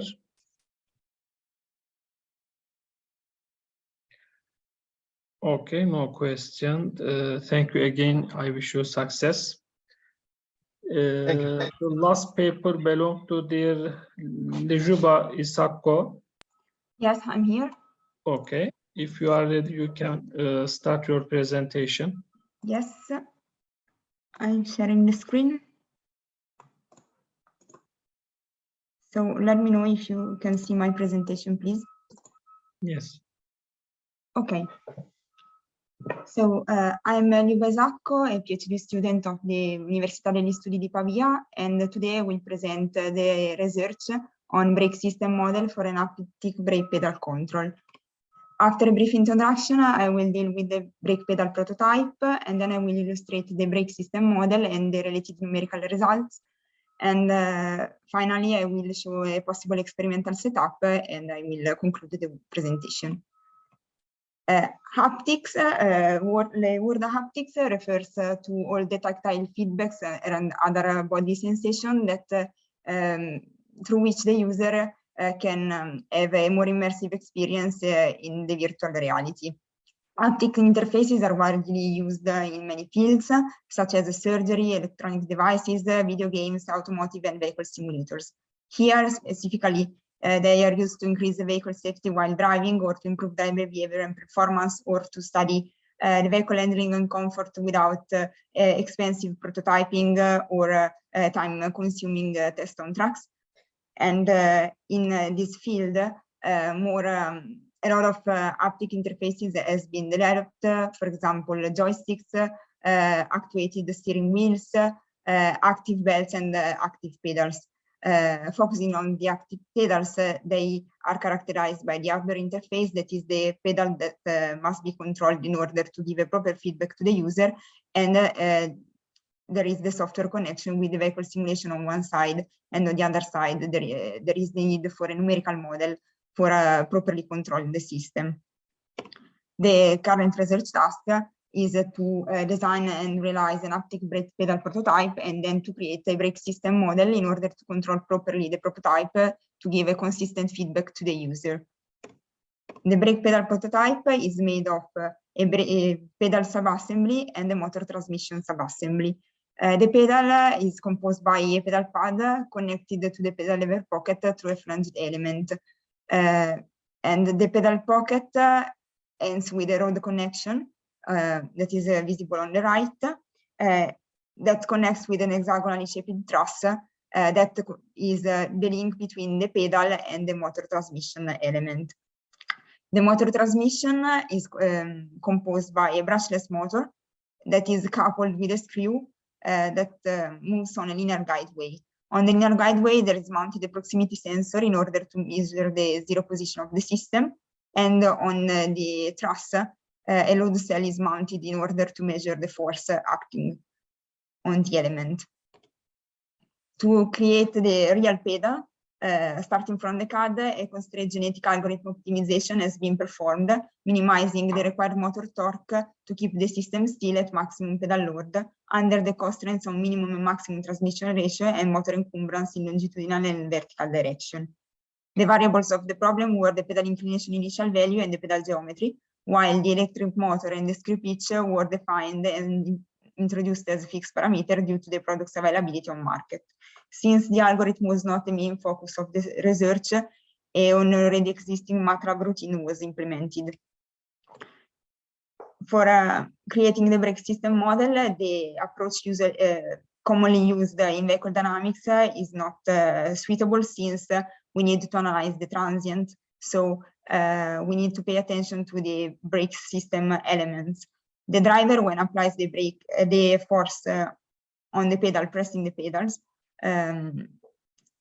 applies a force that is increased and amplified by the vacuum booster that is modeled as a constant amplification gain. The force amplified is given as input to the master cylinder and make the piston inside the master cylinder move to increase the pressure in the pipeline and to make move the piston inside the caliper.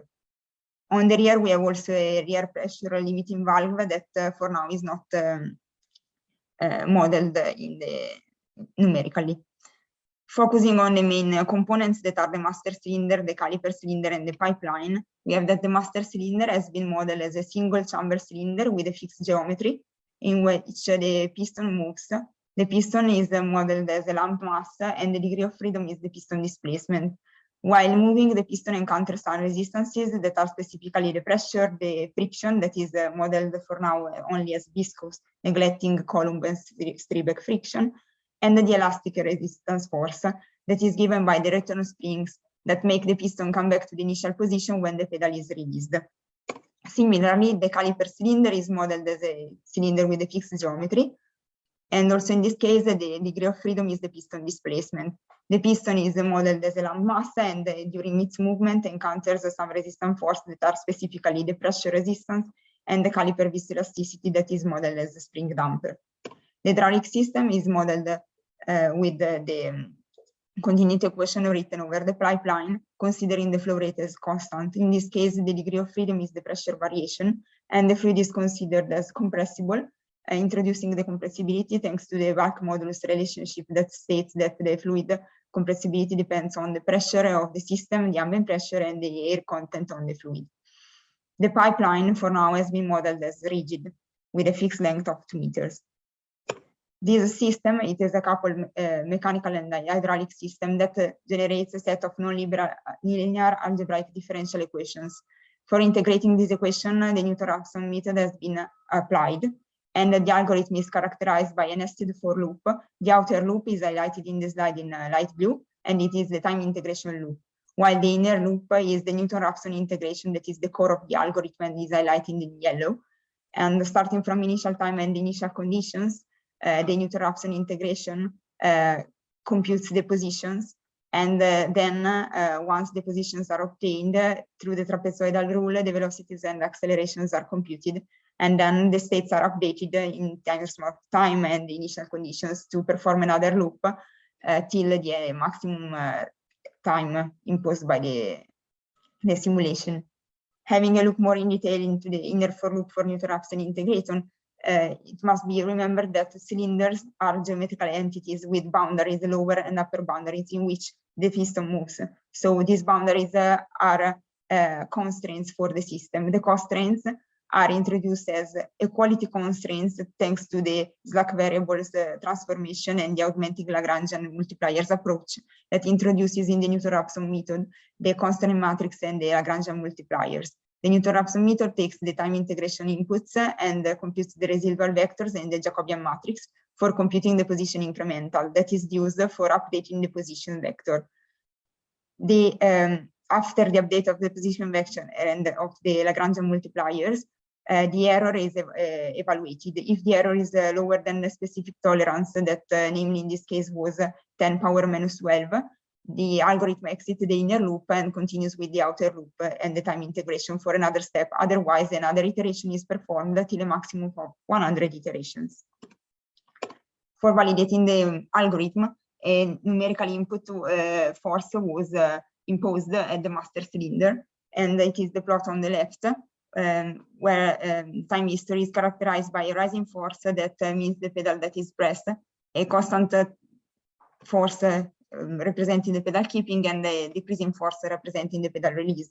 Consistently on the right, we have the master cylinder piston displacements that increase for building up the pressure and then decrease when the piston returns back to the initial position when the pedal is released. Consistently, the pressure inside the system that is represented on the left here arises and then decreases to the initial value when the pedal is released. The same happens for the caliper cylinder piston displacement that is reported on the right. But here it is interesting to notice that between 3 and 7 seconds, the caliper's piston reaches the upper boundary of the cylinder, meaning that the pad is in contact with the disc applying a braking force on the wheel. For the experimental setup means that we need to couple the numerical model of the brake system with the pedal for creating the haptic interface and control the pedal consistently giving and feedback to the user.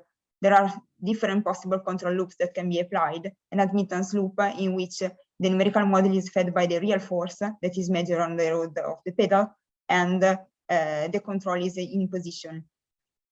On the contrary, there is a possibility to adopt an impedance loop where the numerical model is fed by the real displacement and the control happens in torque, or an hybrid loop that is an impedance loop with the addition of a road force closed loop term. Having a look more in detail in the admittance loop, we have on the left the real world and on the right the numerical world.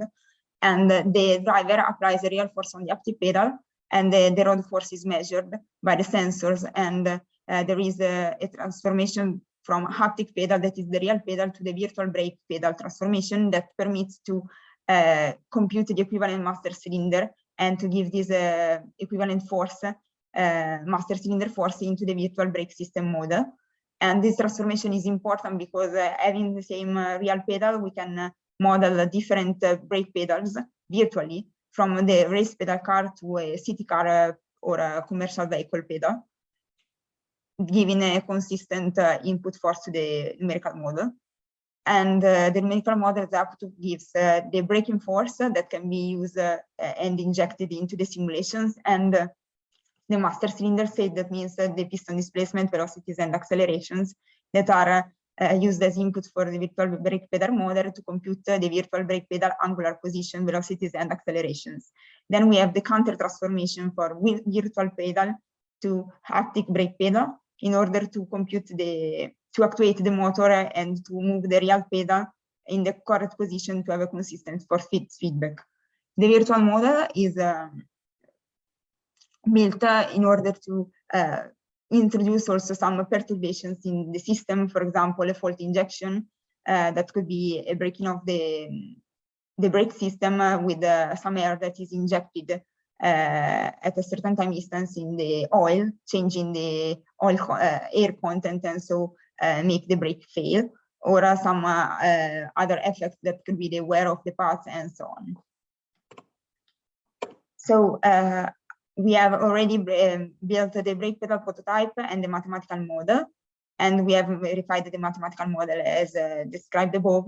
And we are now integrating the brake pedal prototype with the brake system model for creating the haptic interface, the controlled haptic interface. As future developments, we want also to create different set of parameters for model different brake systems. As I already said, we want to model from the race car to the city car. And we also want to perform a sensitivity analysis over the model parameters in order to investigate the system response that could be modify the cylinders and pipeline characteristics, and modify the fluid. And also we want to simulate different system states, for example, the failure, a different condition, for example, an increase of temperature and so on. And we want also to increase the numerical model level of detail, introducing, for example, some effects that now are neglected, such as the pipeline flexibility or the rear pressure limiting valve that now is not modeled, or model more in detail the friction and so on. Thanks for the attention. If you have some question, I'm here. Thanks for your presentation. Dear participants, do you have any questions about the paper? Okay, no question. Thank you again. I wish you success, dear Lujuba Isakko. Thank you, everyone. And sorry again for the issue on Zoom. I don't know why. Okay, no problem. Dear Karen Jane De Souza, are you online? No. Okay, the session is complete.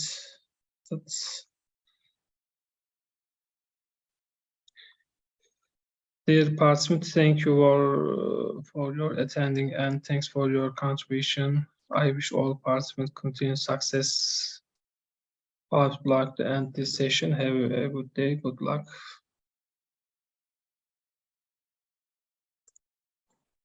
Thank you.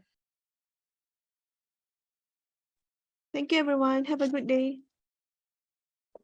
Thank you very much for all of you. Thank you.